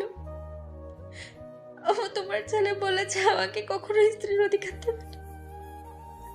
এগুলো শোনার পর আমি কি করে নিজেকে ঠিক রাখবো বলো? পাগলি মেয়ে, এমন কিচ্ছু হবে না, তুমি ঠিক ওকে মানিয়ে নিতে পারবে। দেখো ও একটু পরে এসেই তোমাকে সরি বলে দিবে। আম্মু নীলাশাকে বুঝিয়ে তারপর ওকে খাবারটা নিজ হাতে খাইয়ে দিল। আম্মু নীলাশার কান্নাকাটি দেখে ঈশানকে কল করে আর বাসায় আসতে বলল। ঈশান কোনো কথা না বলেই ফোনটা কেটে দিল। আম্মু রাজকে ফোন করে ঈশানকে বাসায় পাঠিয়ে দিতে বলল। রাজ ঈশানকে খুঁজে বের করে কিছুক্ষণ ওকে বোঝালো, তারপরও সারাটা দিন ঈশান আর বাসায় ফিরল না, যার জন্য নীলাশা সারাদিনই কান্না করলো। তারপর সন্ধ্যা থেকে ঈশান বাসায় ফিরতে নীলাশা দৌড়ে গিয়ে সবার সামনে ওকে জড়িয়ে ধরে কান্না করে বলতে লাগলো, বাবু আমাকে মাফ করে দাও, রাগ করে থাকলে তার জন্য শাস্তি দাও, তারপরে এভাবে নিজেকে কষ্ট দিও না। তুমি সারাদিন বাসায় নেই জানো আমার কতটা টেনশন হচ্ছিল। তুমি তো এখন আমাকে কষ্ট দিতে পারো, সেটা কাছে থেকে দাও। তুমি বলেছো আমাকে কষ্ট দিও, যত পারো কষ্ট দাও, আমি সব সহ্য করে নেব। তারপর এভাবে দূরে দূরে থেকো না। আমার কতটা টেনশন হচ্ছিল তোমার জন্য তুমি জানো না বলেছে। আমি এসব নিতে পারছি না, প্লিজ এরকম পাগলামি করো না জান। ঈশান নীলাশাকে ছাড়িয়ে নিয়ে এই রুমে চলে গেল আর নীলাশা সেখানে দাঁড়িয়ে কান্না করতে লাগলো। আম্মুকে বুঝিয়ে রুমে পাঠিয়ে দিল। ঈশান ফ্রেশ হয়ে বেরিয়ে আসতে নীলাশা ওর পাগুলো জড়িয়ে ধরলো আর কান্না করে বলতে লাগলো, তুমি আমার সাথে এরকম কেন করছো? বুঝতে পারছো না তোমার পাগলামির কষ্ট হচ্ছে? প্লিজ বাবু, পাগলামি করো না। আমি তোমার ইগনোরটা নিতে পারছি না। দরকার পড়লে তুমি আমাকে নিজের হাতে শেষ করে দাও, তারপর ওই কষ্টটা দিও না। তুমি আমার এতটা কাছে থেকে এত দূরে সরে যাচ্ছ কেন? আমি থাকতে পারছি না তোমাকে ছাড়া করে। বলেছি না আমি তোমাকে কষ্ট দেব, এখন থেকে দেখবে কষ্ট কাকে বলে। এর থেকে বেশি কষ্ট তোমাকে দেব। তুমি না পাবে আমার ভালোবাসাটা, না পারবে আমার সাথে থাকতে। দাও দাও, আরো কষ্ট দাও, তারপরেও নিজেকে আমার থেকে দূরে সরিয়ে দাও। আমাকে ইগনোর করে নিজেকে কষ্ট দিও না। আমি জানি তুমি আমাকে কষ্ট দিয়ে নিজেও ভালো নেই। যত যত পারো কষ্ট দাও, তারপরে এইভাবে রাগ করে থেকো না। আমি তো জানি তুমি কত বেশি কষ্ট পাচ্ছ। আমি বুঝতে পারছি তুমি হয়তো আমাকে কখনোই ভালোবাসবে না, তাই না? আচ্ছা ঠিক আছে, কালকেই আমি শহরে চলে যাব। আমি বাসায় চলে যাব আর এই শহর ছেড়ে চলে যাব, তোমার লাইফ থেকে চলে যাব। একবার কষ্ট পাবো, সেটাই না হয় সহ্য করে নেব। তোমার থেকে দূরে সরে থাকলে তুমি বুঝতে পারবে আমার কতটা কষ্ট হচ্ছে। ছবি তোমাকে দূরে সরিয়ে দিয়েছি, সেদিন থেকে তুমি যতটা কষ্ট পেয়েছো তার সম পরিমাণ কষ্ট আমিও পেয়েছি। হয়তো নিজেকে কষ্ট দিতে পারি, আবার ধরে রাখতেও পারিনি। প্রত্যেকটা রাতে আমি তোমার জন্য কান্না করেছি, সেটা শুধুমাত্র উপরওয়ালা জানে। আমি তোমাকে বোঝাতে পারিনি, আর তুমি আমাকে এমন করে ইগনোর করছো। আমি তোমার এই কয়েকটা দিনের অবহেলাটা নিতে পারছি না। তাহলে সারা জীবন তোমার সাথে থেকে এত কষ্ট কি করে সহ্য করবো? আমি খুব শীঘ্রই মরে যাবো, দেখো। তোমার এই অবহেলাটা না নিতে পারবো না, তোমার থেকে হারিয়ে যাবো, খুব বেশি কষ্ট পাবো। আর আমাকে হারিয়ে ফেলার পরে বুঝতে পারবে আমি তোমাকে কতটা ভালোবাসতাম। ঈশান নীলাশার কথাটা শুনেই ওর চুলের মুঠি ধরে টেনে উঠালো। তারপর উঠেই ওর গালে সজোরে কয়েকটা থাপ্পড় মেরে দিল। সাথে সাথেই তারপর ওর মুখের কাছে মুখ টেনে রাগী কণ্ঠে বলতে লাগলো, তোর সাহস কি করে হয় তুই এইরকম কথা বলিস? তুই মরতে পারবি না, আমি তোকে মরতে দেবো না। তোর সাহস কি করে হয় আমাকে ছেড়ে যাওয়ার কথা বলিস? তুমি আমাকে এমন কষ্ট কেন দিতেছো? তাহলে যখন ছেড়ে যেতে দেবে না আর মেনেও নিবে না, তাহলে এর থেকে এত কষ্ট কেন দিতেছো? কেন? নীলাশা কথাগুলো বলেই কান্না করতে লাগলো, আর ঈশান ওর চুলগুলো সেভাবেই ধরে রাখলো। নীলাশা ফুপিয়ে ফুপিয়ে উঠছে। ব্যথা নীলাশা চোখ মুখ কুঁচকে রেখেছে। ঈশান ওর কষ্টটা সহ্য করতে পারলো না। যে মেয়েটাকে কিনা এত ভালোবাসে সেই মেয়েটাকে এভাবে কষ্ট দিচ্ছে। ঈশান নীলাশার কান্নাটা থামানোর জন্য ওর ঠোঁটজোড়া ঠোঁট দিয়ে বন্ধ করে দিল। তারপর ইচ্ছে মতো কেস করতে লাগলো। 5 মিনিট ঈশান একাই রেসপন্স দিল। নীলাশা থেকে কোনো রেসপন্স না পেয়ে ছেড়ে দিতে গেলে তখন নীলাশা থাকতে না পেরে ওর সাথে রেসপন্স দিতে লাগলো। এবার নীলাশা ঈশানের চুলগুলো আঁকড়ে ধরে পাগলের মতো কেস করতে আরম্ভ করলো। কিছুক্ষণ পর ঈশানের ঠোঁট জোড়া ছেড়ে দিল, আর নীলাশা ভাবলো ঈশানকে দূরে সরিয়ে দিবে, তাই ফুপিয়ে উঠল। তারপর বুকের উপর থেকে শাড়ির আঁচলটা ফেলে দিয়ে ঈশানকে বুকের সাথে শক্ত করে চেপে ধরল, আর চোখ জোড়া বন্ধ করে রাখলো। এবার ঈশানও পাগড়িটা সারা বুকে কিস করতে আরম্ভ করলো। ঈশানের স্পর্শে নীলাশার নিঃশ্বাসটুকু ভারী হয়ে যাচ্ছে। নীলাশা এখনো ফুপিয়ে উঠছে। ঈশান আর দেরি না করে ওকে কোলে উঠিয়ে নিল। নীলাশা ঈশানের বুকে মুখ গুজে দিয়ে দিল, আর ওকে খুব শক্ত করে জড়িয়ে ধরে বলল, কাছে রেখে যতবার কষ্ট দাও, তারপর এরকম স্পর্শ দিয়ে দূরে সরিয়ে দিও না। তোমার স্পর্শগুলো পেলে আমি ঠিক থাকতে পারি না নিজেকে। তারপর এরকম করে কষ্ট দিও না প্লিজ। না পাগলি, আর কষ্ট দেব না। তোমাকে কষ্ট দিয়ে আমি নিজেই কষ্ট পাই। আমি তো তোমাকে এইটুকু বোঝাতে চাইছিলাম তোমাকে কত বেশি ভালোবাসি, কিন্তু যখন তুমি কান্না করো না, ওই কান্নাটা আমি সহ্য করতে পারি না। প্লিজ তুমি আমাকে মাফ করে দাও পাগলি। নীলাশা আরো জোরে সুরে কান্না করে দিল। ঈশান ওকে নিয়ে বেডে চলে গেল। তারপর ওকে বেডে শুয়ে দিয়ে ও সারা মুখে কিস দিতে লাগলো। নীলাশা বারবার ঈশানকে শক্ত করে বুকের সাথে চেপে ধরছিল। তখন ঈশান বলতে লাগলো, 1 মিনিট দাঁড়াও। নীলাশা হতবাক হয়ে গেল। তারপর ঈশান ওকে ছেড়ে দিতেই নীলাশা রাগী চোখে তাকে বলতে আরম্ভ করলো, আমার সাথে মস্কারি? আরে বাবা দেখো ওরা কেমন করে তাকিয়ে আছে। ওরা যদি এমন করে তাকিয়ে থাকে, ওদের সামনে আলো দিলে কি তোমার লজ্জা লাগবে না, নাকি তোমার ভালো লাগবে বলো যান? নীলাশা লজ্জা পেয়ে ঈশানের বুকে মুখ লুকিয়ে ফেলল। ঈশান ওকে শক্ত করে জড়িয়ে ধরতেই নীলাশা বলতে লাগলো, দেখেছো, একটু মনে ছিল না। ওদের চলে যেতে বলো না বাবু। এই যে ভাইরা অনেক কান্নাকাটি দেখেছেন, এখন রোমান্সটা আমাদের মধ্যেই থাক, ওইগুলা পরে একদিন অন্য কোথাও থেকে দেখে নিয়েন। এবার ওদের ভালোবাসাটা খুব গভীর হবে। দুজনে মিলেমিশে একাকার হয়ে যাবে। তো ভালো থাক ভালোবাসা। দেখা হচ্ছে পরবর্তী কোনো গল্পে। ততদিন সুস্থ থাকবেন, ভালো থাকবেন, আপন মানুষগুলোর পাশেই থাকবেন, প্রিয় মানুষগুলোকে ভালো রাখবেন। ধন্যবাদ। আল্লাহ হাফেজ।